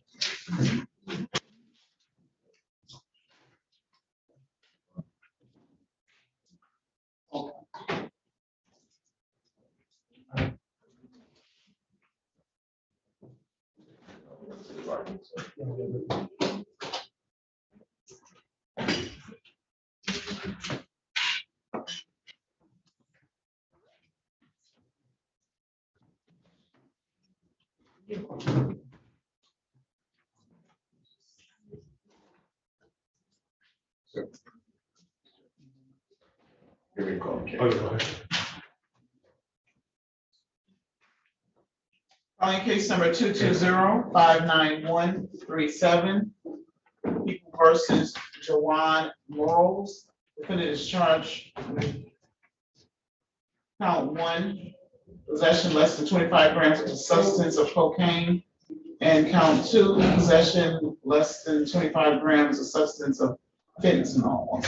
And he's also charged in case number 230-57874, and in this case, he is charged with count 1, possession less than 50 grams of a controlled substance of cocaine, count 2, possession of a felony firearm, count 3, possession with intent to deliver 50 grams of a substance of fentanyl, count 4, possession of a felony firearm, count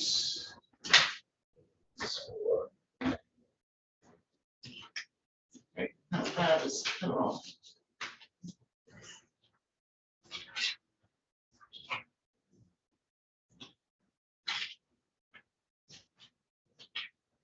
Okay, Your Honor, these reports are not printed properly. I can't read 5 out.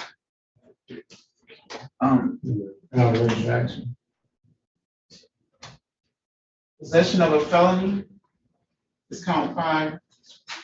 Possession of a firearm by a felon. Yes, okay, and then count 6 is possession of a felony firearm. Defendant's habitual offender has a second offense notice. This matter is up for an exam. Appearances, please. Oh, Henderson, on behalf of the people, P86029. Good morning, Your Honor. Chester Jeanette, P83295, representing Mr. Dewan Morales, who's present, and to my right, Mr. Ronald, please state your name for the record.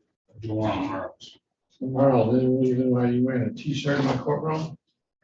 Sure, my house, the day before I got out, my house caught on fire. So I don't got nothing with what I'm wearing. Ready to see? Your Honor, I believe that it's a waiver on The 2022 matter. 2022 case.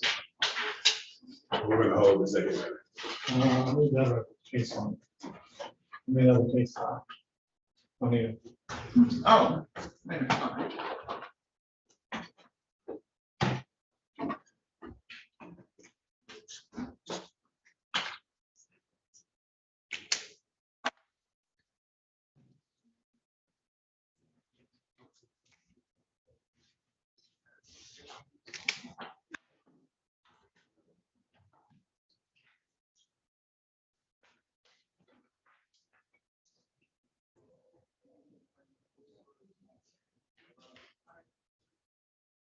All right, so Miles, well, people have any objection to the waiver? No, Your Honor. So Miles, you understand that you have a statutory right to a preliminary exam when the statement was shown by probable cause a crime was committed, and by probable cause you had something to do with committing. You understand that, sir? Yes, Your Honor.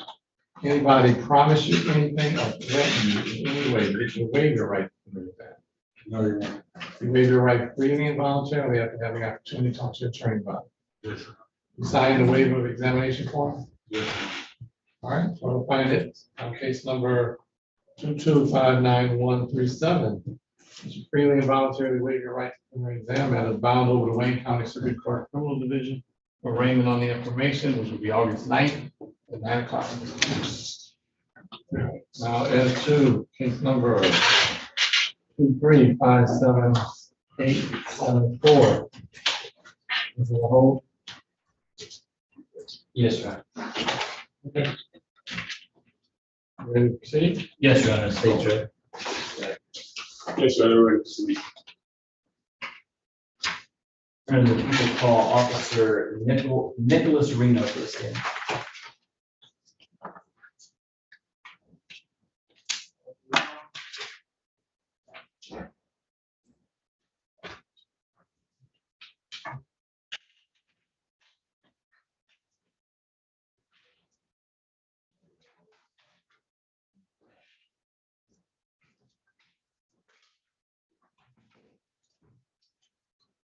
Nicholas, Nicholas. Yes, ma'am. Spell your last name. RENO. Thank you. Judge Stein.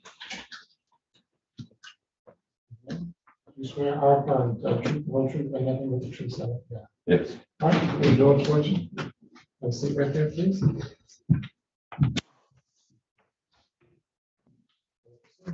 Could you please introduce yourself to the court? Officer Nicholas Reno, badge 4696. And where are you employed? Detroit Police Department, Narcotics Unit. How long have you been employed with the Detroit Police Department? Over 6.5 years.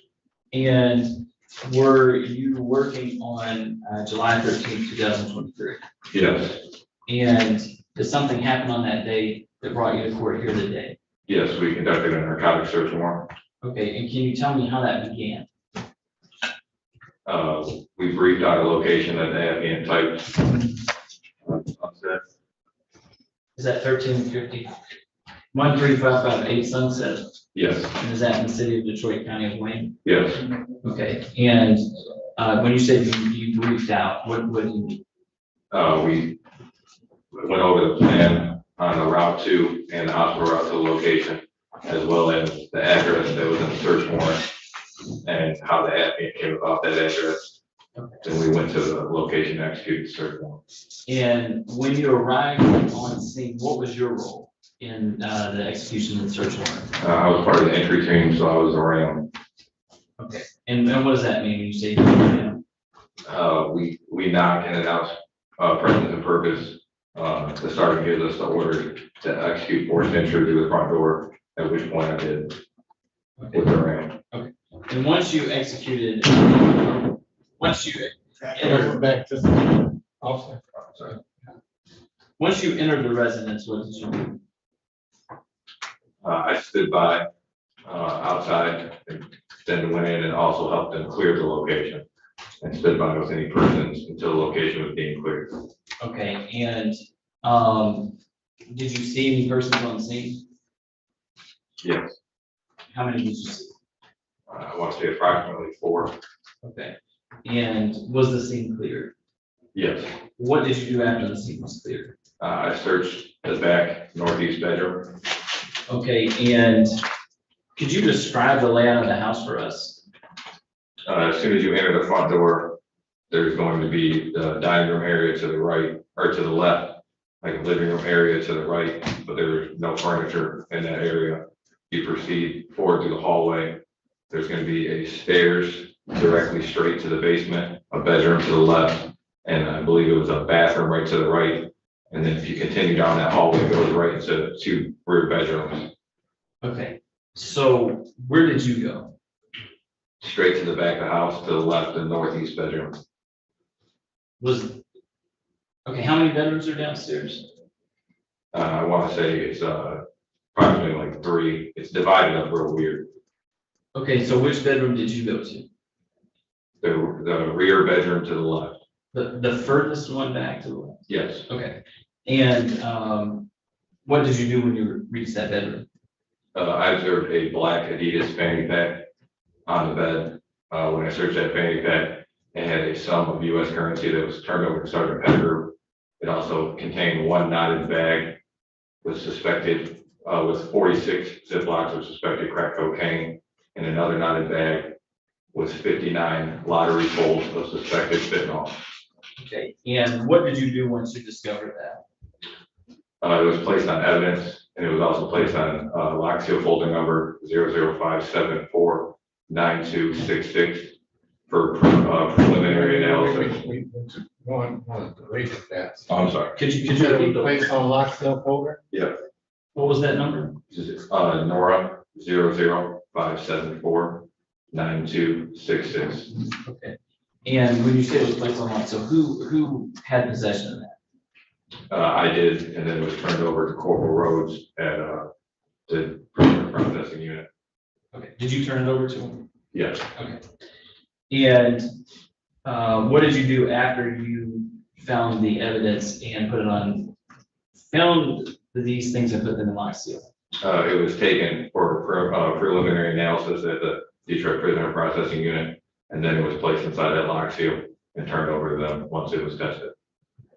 You said that you saw 4 individuals at the house. Do you see any of them in the courtroom here today? Yes. Could you point them out and identify them by an article of clothing?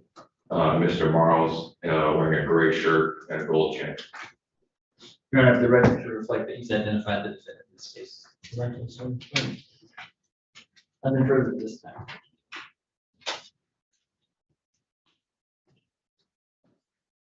Morning, officer. Good morning.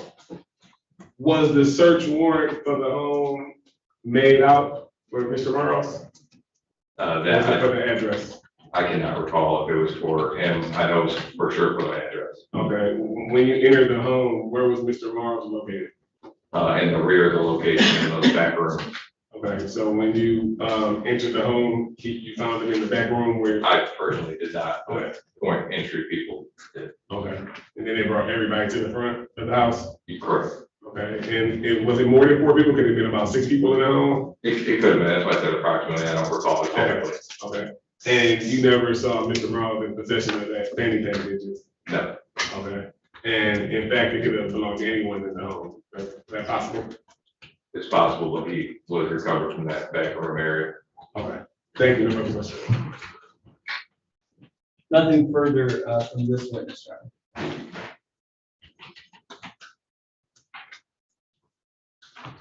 I just gotta make sure that talk kind of fast. Yeah, I'm sorry, sir. I don't know where I got it all. You said when you recovered those items, you suspected narcotics, put it in lock cell folder and gave us a number. Correct. Okay, what did you do with it? Once it was preliminary tested, turned up and put in the folder, it was turned over. Let me back up. Yeah.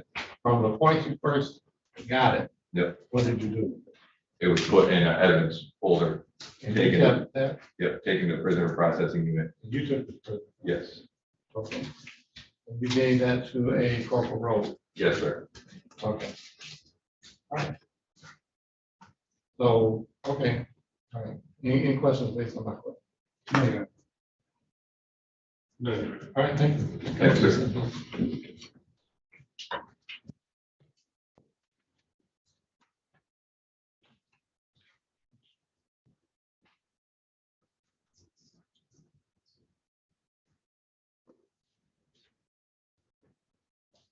The state calls Corporal Leo Rhodes.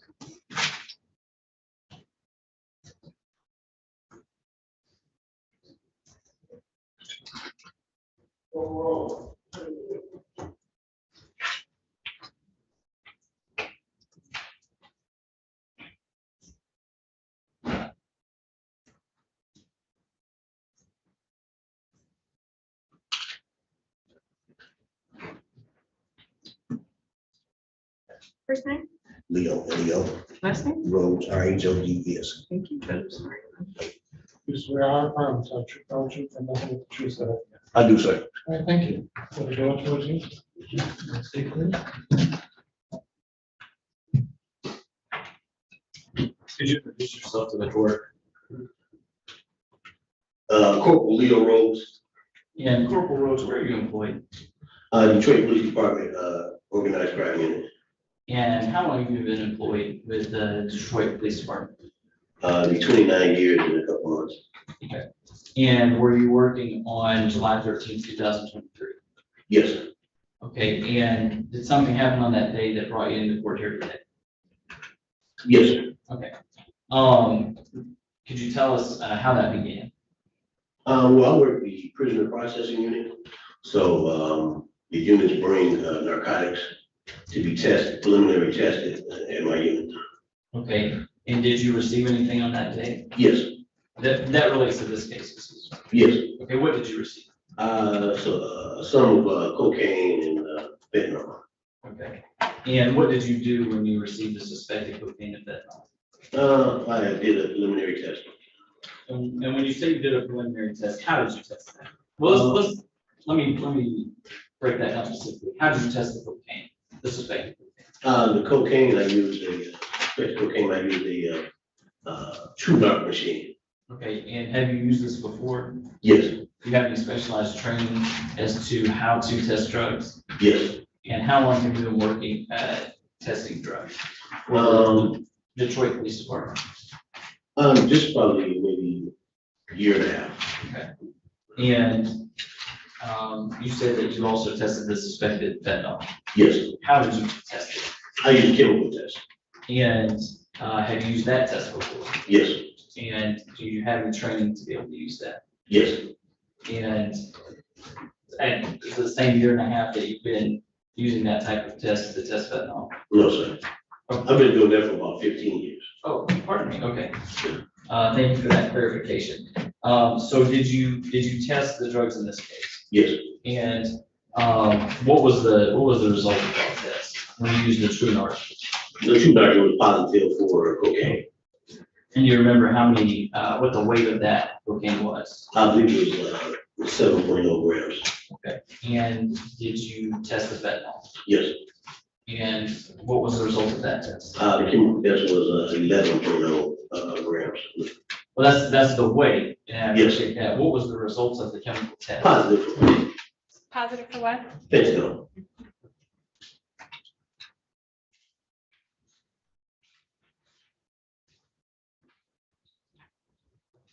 No, we would move to admit the lab reports that reflect Officer or Corporal Rhodes' tests and their results. No objection, Your Honor. Amen. Permission to approach.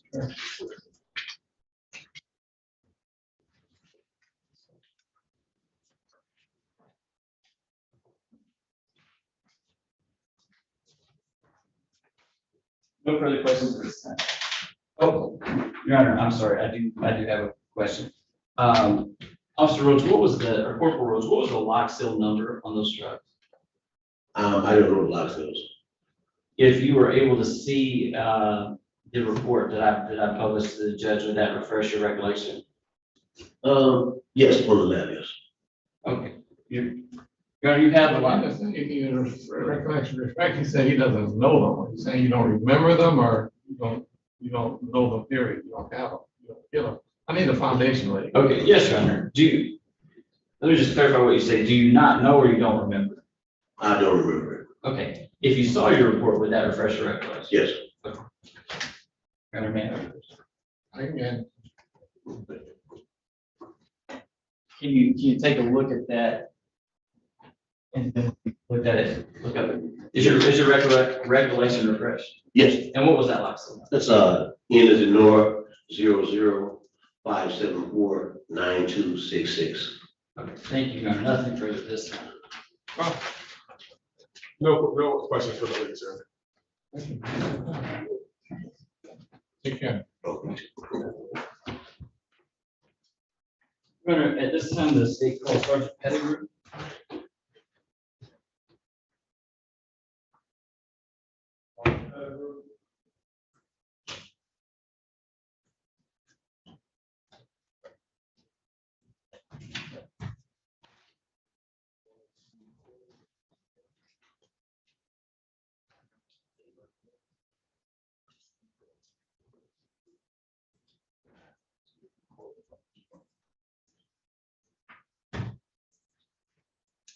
First name?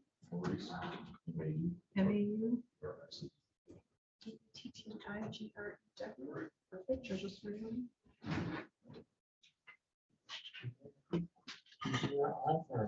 The whole truth and nothing but the truth. So, Yes. we'll go towards you, have a seat, please.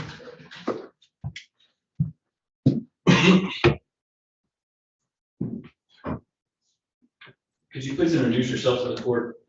Sergeant Maurice Pettigrew. And Sergeant Pettigrew, where are you employed? I'm sorry, Pardon me, where are you employed? the city of Detroit. And is that with the police department? Yes, narcotics section. How long have you been employed with the Detroit Police Department? Coming up October, be 15 years. And were you working on July 13th, 2023? Yes, Did something happen on that day that brought you into court here today? yes, we served a narcotics search warrant. Okay, and when you served that search warrant, did you come into contact with anybody besides your fellow officers? Yes, And how many individuals did you come into contact with? I would have to refer to my report. I don't remember exactly how many people was in the house like that. Okay, did you speak with any of those people? I spoke with all of them. And what did you say to them? Once we got in the location and everything was made safe and secure, I read them their rights. Okay, when you say their rights, is that their Miranda rights? Yes, sir. What rights were those?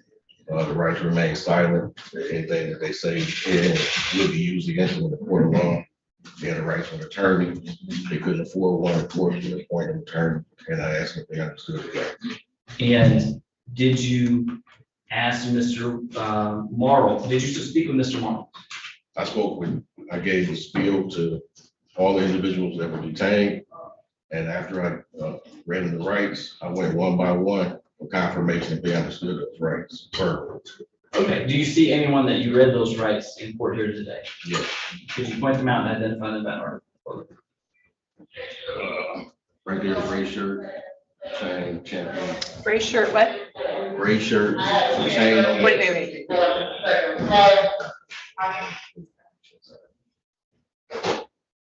Gray t-shirt, champion written on it with a gold chain. Your Honor, the record reflects that. When you, so did you read him the rights that you stated you read everything? Yes, sir. Okay, and did you ask him if he understood those? Yes, sir. What was his response? He said yes. Did you speak with him any further at that point? No, sir. Okay, did you at any point ask him any questions? No, sir. Somebody else interrogated. Okay. At what point in the service of the search warrant did you read him those rights? Was it the beginning, the middle, the end? As soon as we made the location safe, everybody was brought outside. And before any searching was done or any talking to them, I read their rights. Was he in handcuffs at this point? Yes. Okay. Was he in a police car at this point? I'm sorry? Was he in a police car at this point? I can't hear you. Pardon me. Was he in a police car at that point? No, Okay. How long was it from the time that you read him his rights to the time that he was in a police car? probably an hour. Nothing further from this witness. Morning, Sergeant. Morning, sir. Okay. When you executed the search warrant on the home, was it for the address? Or was it for anybody inside of the home? It was for the address. For the address, Yes, okay. sir. Did you make entry into the home when, after the door was rammed or? Yes, Okay, and there was approximately about 6 people in there in the home? I have to refer to my report. I don't need a lot of doors. But it was more than 4? Correct. You say, okay. Correct. And did you see Mr. Merles in the house when you entered it? Yes. Okay, was he in the front room with everyone else, or No. where was he located when you entered the home? In the rear of the location. In the rear location, was he the only one in the rear of the location? No. Okay, and you never seen Mr. Merles with a fanny pack, correct? No. Okay, and did you recover I'm sorry, I know, scratch that. When the officer recovered the fanny pack, Mr. Merles was nowhere near the fanny pack that was in the back room? When the officer. Yeah. Ask that one more time. Okay, when the officer recovered the fanny pack, it wasn't on Mr. Merle's person, was it? No. Okay. And you never seen Mr. Merles with the fanny pack, correct? No. Okay. And the search warrant again wasn't executed for Mr. Merles, correct? No, that's correct. Okay. No further questions then. Nothing further from this witness, Your Honor. Thank you. Thank you. Your Honor, this time the state calls Officer John Talbert. How many more witnesses do we have? 2 more, Your Honor. 2 more, give me all. Talbert and Davila. So it'd be Give me 2. all for proof. Yes, Your Honor. Officer Talbert will testify that he found packaging materials, empty Ziploc bags, cut lotto paper, and a digital scale, and that when he was taking the defendant to put him in a car for transport, he didn't have shoes on, and the defendant asked him if he could get his shoes. He asked him where, and it was in the bedroom where the drugs were found. And that he asked him, is everything under yours? And he said yes. So it connects the dots as far as that route to the defendant. And the Officer Davila would be the one who found the firearm that's the cause of the commission of a felony while in possession of a firearm charge. They should be shorter. John,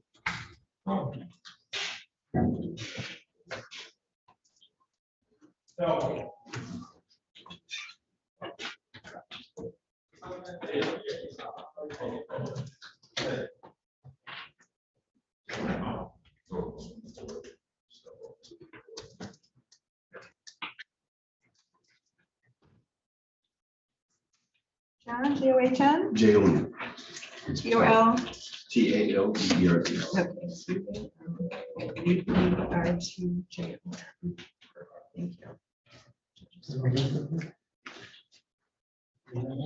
You swear or affirm to the truth, whole truth, and nothing but the truth, so help you God. I do. Before the board swears, you want to say, please? Please introduce yourself to the court. Corporal John Talbert, Detroit Police Department Narcotics Unit.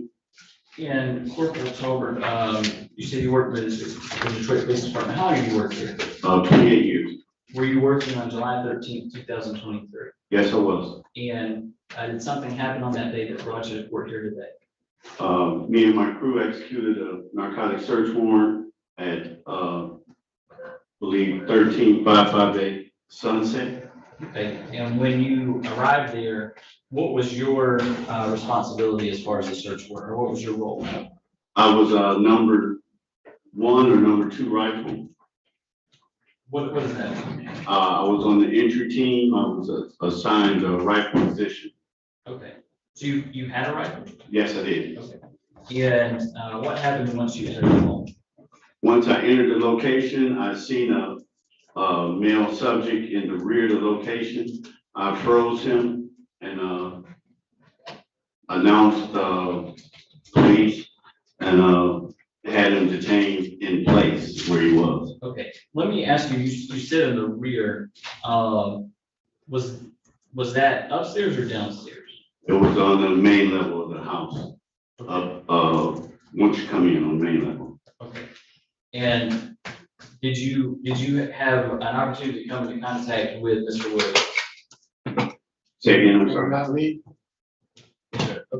Who was the person that you identified, that you said you encountered on the top level? The defendant sitting at the table in the gray shirt. Okay, and what did you do after you encountered him? I passed him off to the rest team. And what did you do at that point? At that point, the crew, continued to clear the location. And was the location cleared? Yes, it was. And after it was cleared, what did you do? After it was clear, I searched the location. Okay, and what, if anything, did you find? I searched the rear area where the defendant was found and detained, in the back bedroom to the left. I found a black Nike bag that contained, some of narcotics that I turned over to P.O. Reno. I made observations of a handgun that was also in the same room. Okay, and you're speaking about a room. Where is that room in the house? It's in the rear of the location. It's in northwest, northeast. Okay, would that Not be, sure. is that the very back bedroom of the house? Yes, On the left side? yes. And you said you found a fanny pack there? Yes, it was a black, satchel, fanny pack, whichever one you call it. Okay, and you said you saw a firearm. Could you describe that?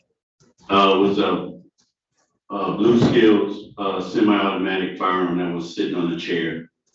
Okay, and what did you do when you saw that firearm?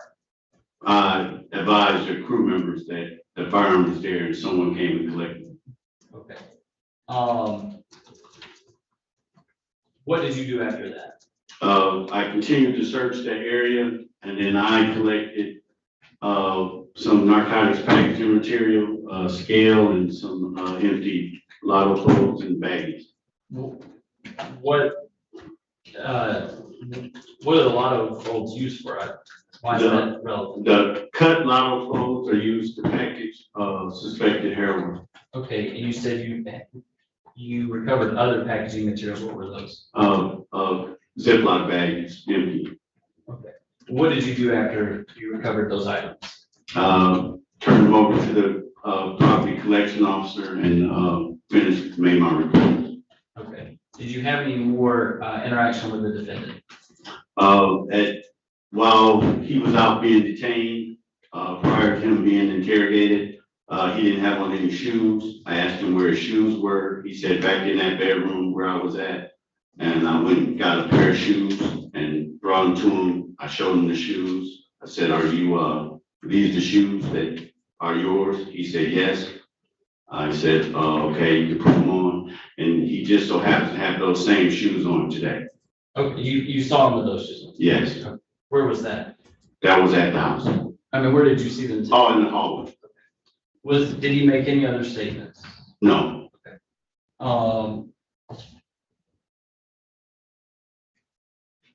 Nothing further to say.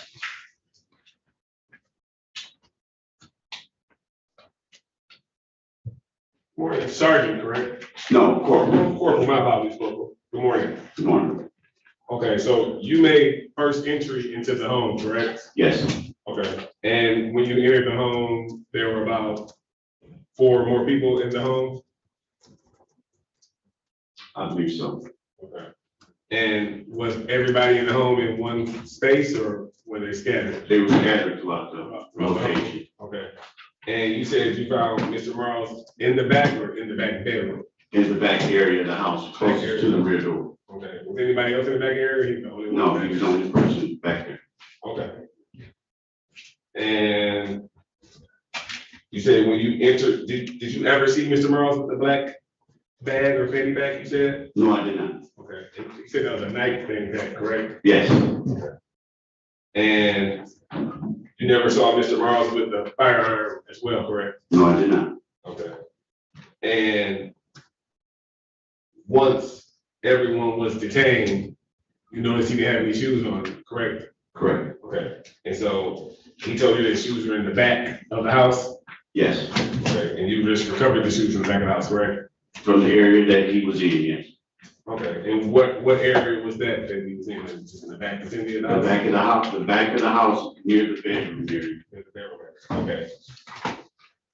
Was any other personal items in the back bedroom area with you?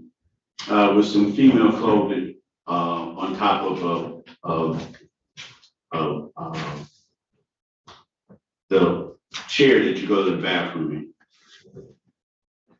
Did it look like someone was living in the home? Yes. Okay.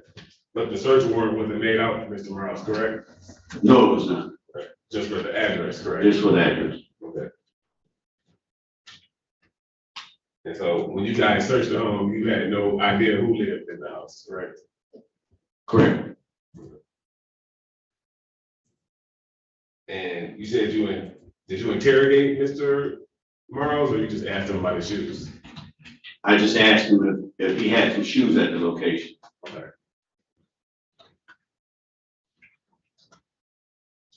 No further questions, Your Appreciate it.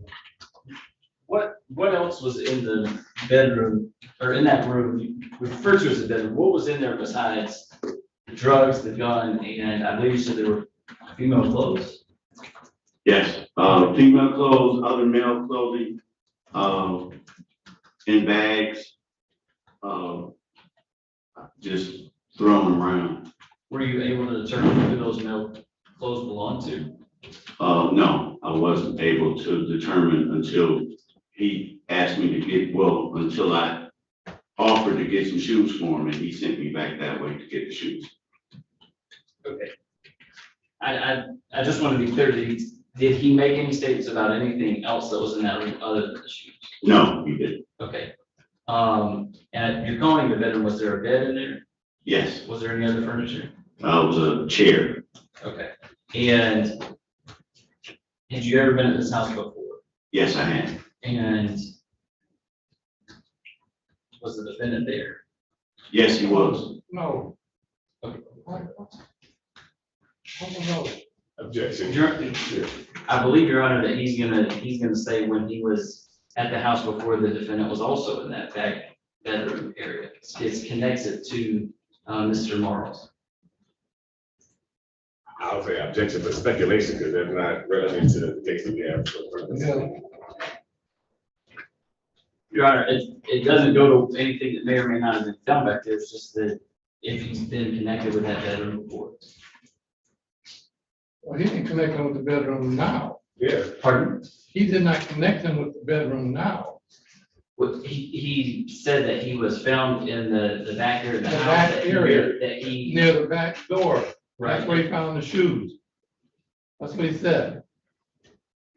Your Honor, I could ask a clarifying question. I believe he said. That's what he said. in You the- can ask whatever you want to say, but that's what he said. All right, Your Honor, I'd like to ask a clarifying question. Where did you find the shoes? In the back area where the door is, next to the bedroom door. It's a one way in, one way out.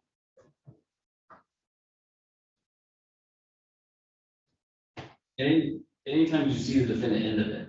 No, I didn't.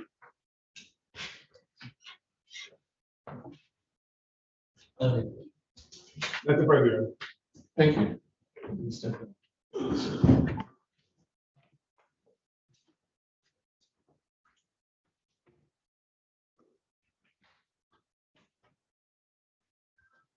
The state calls Officer DeVillis instead.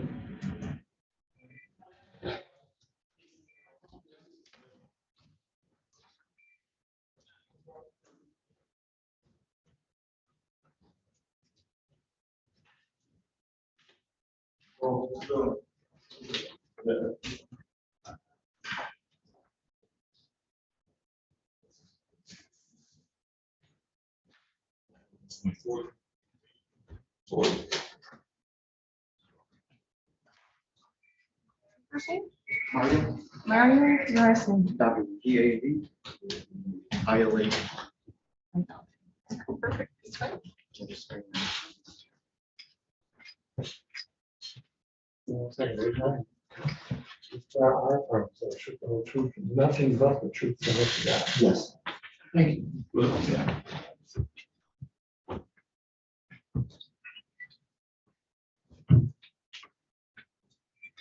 you please introduce yourself to the court? Officer Mario Davila.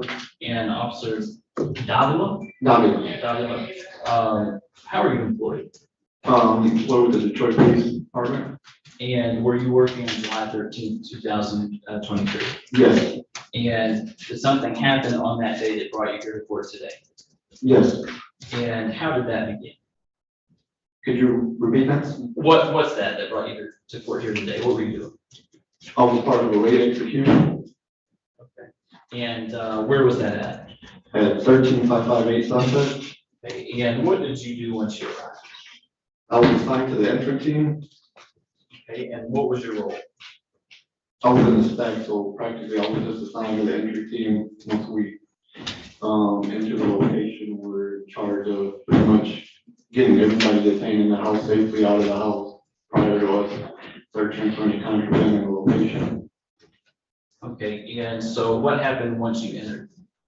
Once I entered, we entered the location after the officers breached the door. I went all the way to the back where Officer Talbot came in contact with the defendant, and I was the one that detained him, placed cuffs on the defendant. Okay, and when you placed cuffs on him, what did you do? Prior to me putting cuffs on him, I took Apple Watch off of his left wrist in order to properly put the cuffs on him because his watch was too far down. So I wasn't able to cuff him, so I took the watch off and then I cuffed him. Okay, and what did you do after you cuffed it? After that, we continued to clear the location, and that's pretty much it. Okay, did you perform any search of the location? Correct. And what did you find, if anything? I recovered the watch, the phone, Apple green, I apologize, a white Apple iPhone, the blue Apple Watch, and a 9mm Ruger LC9 that was in the bedroom. And when you say the bedroom, what bedroom is that? Where's that located within the house? That would be the northeast bedroom, right behind where I detained him. Okay, was there any bedroom beyond that? No. Okay, so the last bedroom? That's the last bedroom, correct. On the left? Correct. Okay, and what did you do with that firearm? I placed it on evidence. Nothing further this time.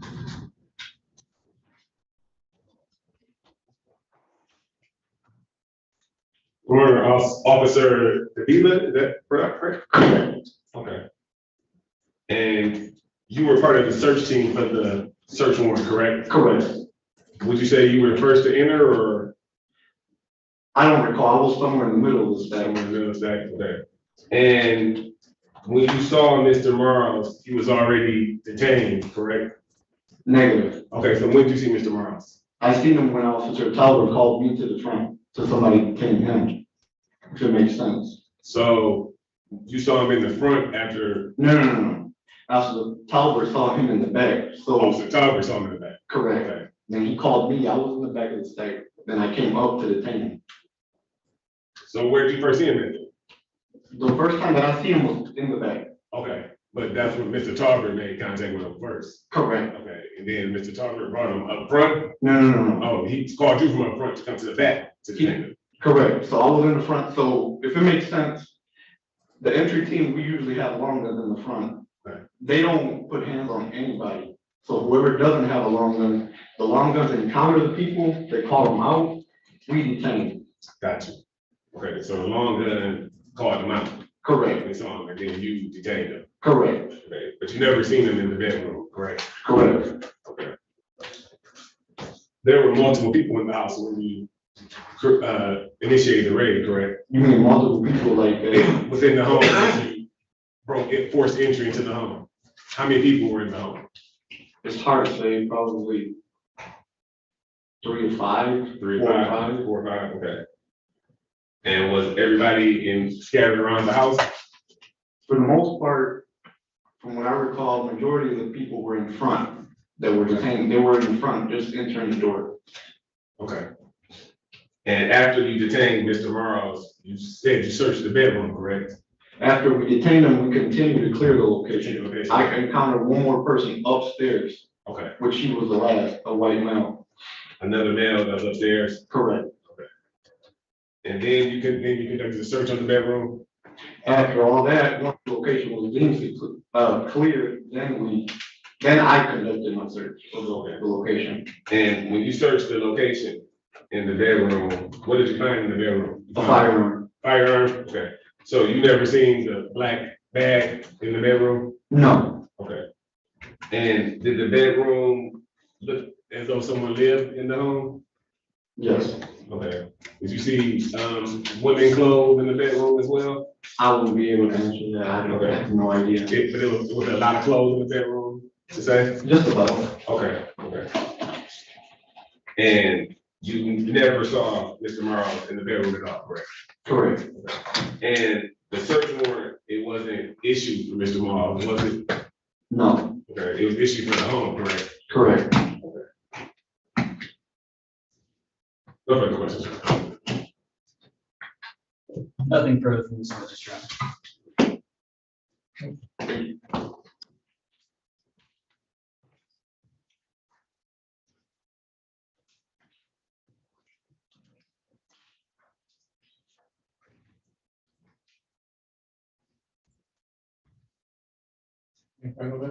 No, Your Honor, state rep. No witnesses from the defense, right? Your Honor, the state would motion for bind over on counts 1, 2, 3, 4, and 6. Your Honor, the officers served a search warrant on this scene. Officer Reno went in, he found in the back bedroom, he found suspected cocaine and suspected fentanyl in a fanny pack that was on the bed that was given to Corporal Rhodes with a lock seal that was tested. It did come back for cocaine and for fentanyl, and both of those were less than 50 grams. There was a firearm in that bedroom, which is the basis of the possession of a firearm during the commission of a felony. It's both of those underlying felonies. The officer Pettigrew said that, or Sergeant Pettigrew, pardon me, said that he Mirandized the defendant in this case. While he didn't ask him questions, he was informed of his rights and did. Officer Holbert came in and he was actually on the entry team. He had a rifle. He saw the defendant near the back bedroom in that back part of the house. He motioned for Officer Davila to come and detain him. He also saw in that bedroom the fanny pack and the gun, although he did not collect those. The gun was collected by Officer Davila. He did collect a digital scale cut lotto paper, which is used for packaging heroin in Ziploc bags that were used for packaging drugs. When he asked the defendant about shoes, he directed him to the back bedroom. The shoes were found. No. That's not where he directed. He directed him to the back of the house where he found him. You never had anyone say he was in the bedroom. Your Honor, he was outside in the hall near the back door. That's what Corporal, his name right, Corporal Talbot said. You never put him in the bedroom. Yes, Your Honor. He was found near the bedroom, and the shoes were found right outside of the bedroom door. There wasn't, which was a one way in, one way out, and the way to describe it, the only thing other than that was the exit to the house. So there wasn't another bedroom beside that. I believe the description was. So we believe, Your Honor, that there's probable cause to connect the defendant to the drugs and to the gun, and we ask for a bind over on those counts. Your Honor, we feel that the prosecution hasn't met their burden to show probable cause that my client was in possession of any drugs or any guns. Through testimony, there was 4 to 6 people in the home.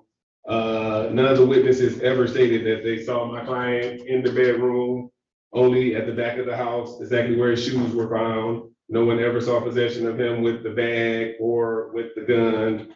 They didn't show any evidence that he lived at the home. The search warrant was not executed for my client. It was executed for the home with multiple people in the home.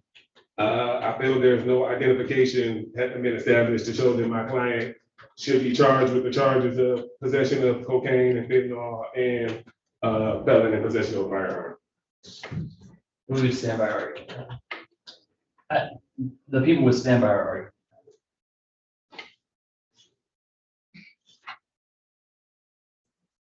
All right, court having heard the testimony, arguments, and answers as follows. We've heard from Officer Nicholas Reno, testified on July 13th in the area of 1355 Sunset, who executed a narcotic search warrant as part of the entry team, the Ram Man.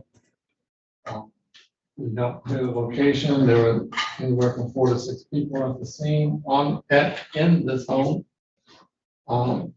We went to the we searched the northeast bedroom, which is the last bedroom on the left and the rear. We observed a fanny pack. When it was 46 knotted bags of suspected cocaine and 59 bottle full of suspected heroin or fentanyl. Put in lock cell folder N0057492666. And turned it over to Corporal Rose.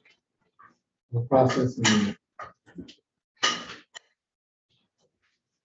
The testified lieutenant was one of the individuals in the home.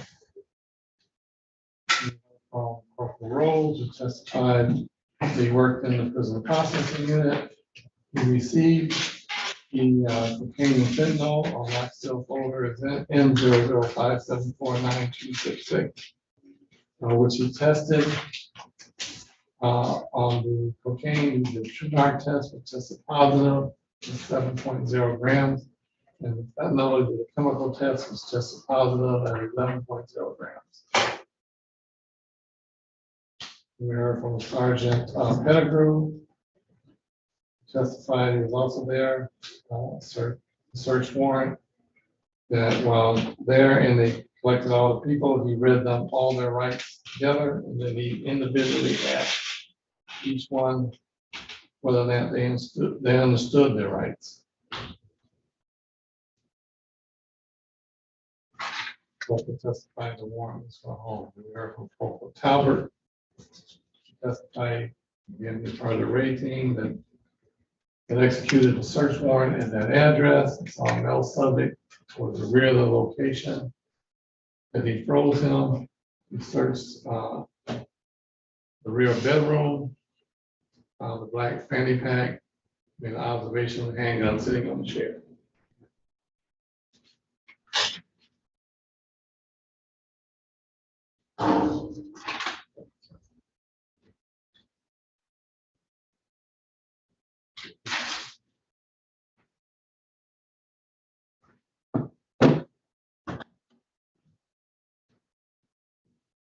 Corporal Talbot also collected packaging materials, scale, monofold, Ziploc bags.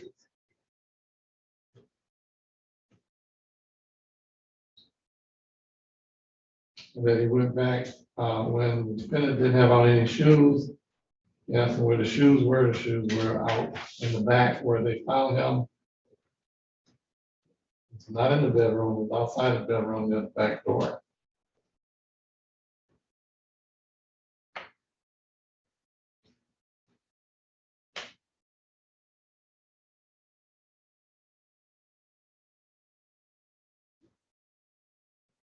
But there were also female clothes and other male clothing in that room. We heard from Officer Davila, who was a part of the raid team. He put the cuffs on the defendant, had to watch off his wrist so he could clear the location. Also found an iPhone, and he was the one that recovered the handgun.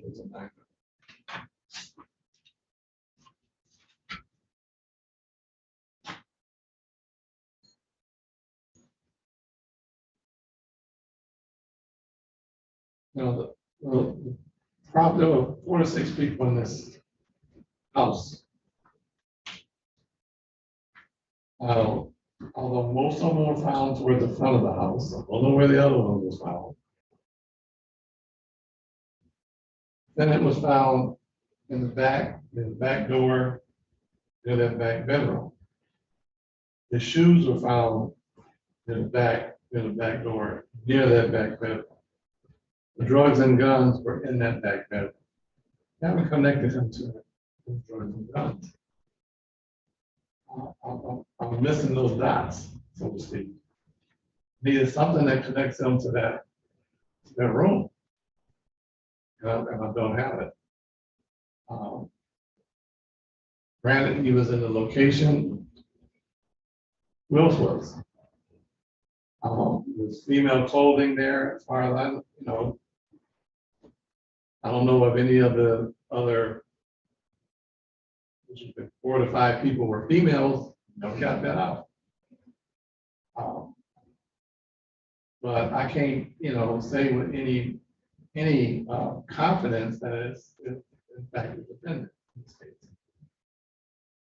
As a result, of course, going to dismiss the charges.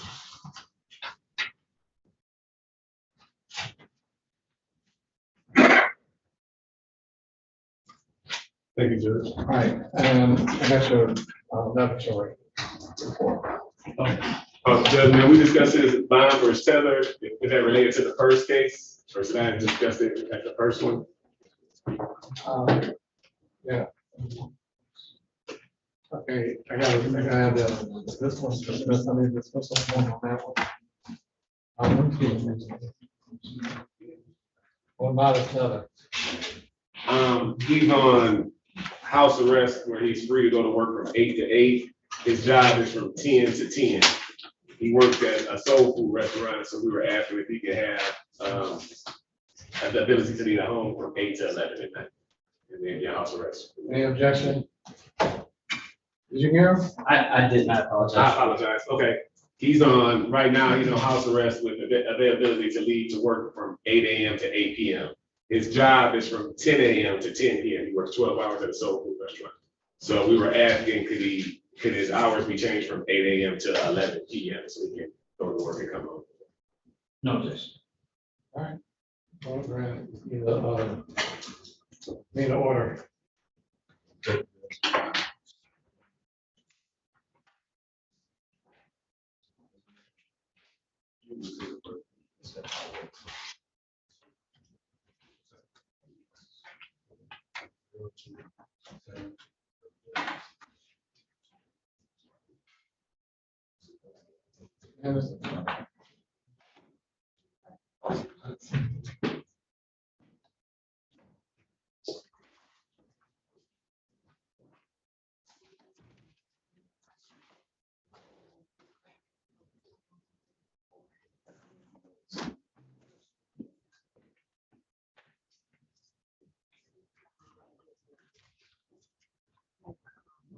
One information about the year. All right.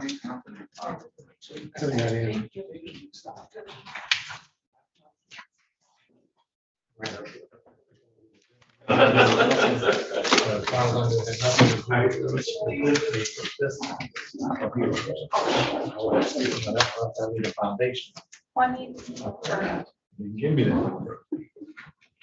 I can get them too, set them aside. Huh? I can get the reports if you want me to set them aside. What is? They come in. I need, 34 and. Charles King, Marls.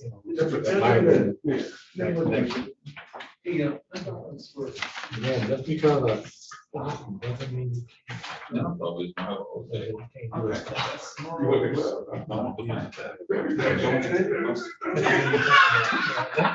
I was needing. Some way. Basically. I mean, you just Merles and Smith, right? I need King, Smith, and Merles. Actually, Merles, I only need one. I need, I know that. 23 case on Merles. I got that. Merle's is that. Oh, okay. Then Smith. Michonne, Smith, and Charles King. You saying another email? 841 and 800. The digits, 841 and 800. Yeah, I tried to get on here. Got it? I thought that too, so I stepped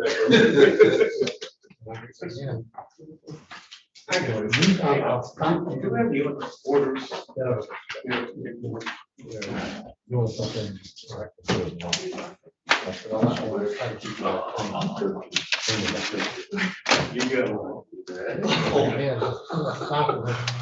Okay, this is Merle's. The other day, I don't know. I catch it. Maybe I'm deaf. Check tomorrow.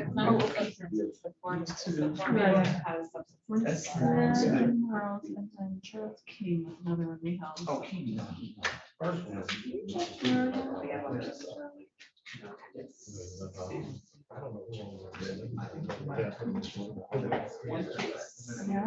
This wasn't received, so I couldn't. I don't know. Today should be like.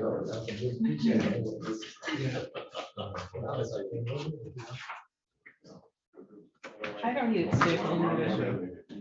I'm sorry, say that. I don't need it. I have to take the staple off there, copy, okay? Okay. Yes. Save some time. Just put his name.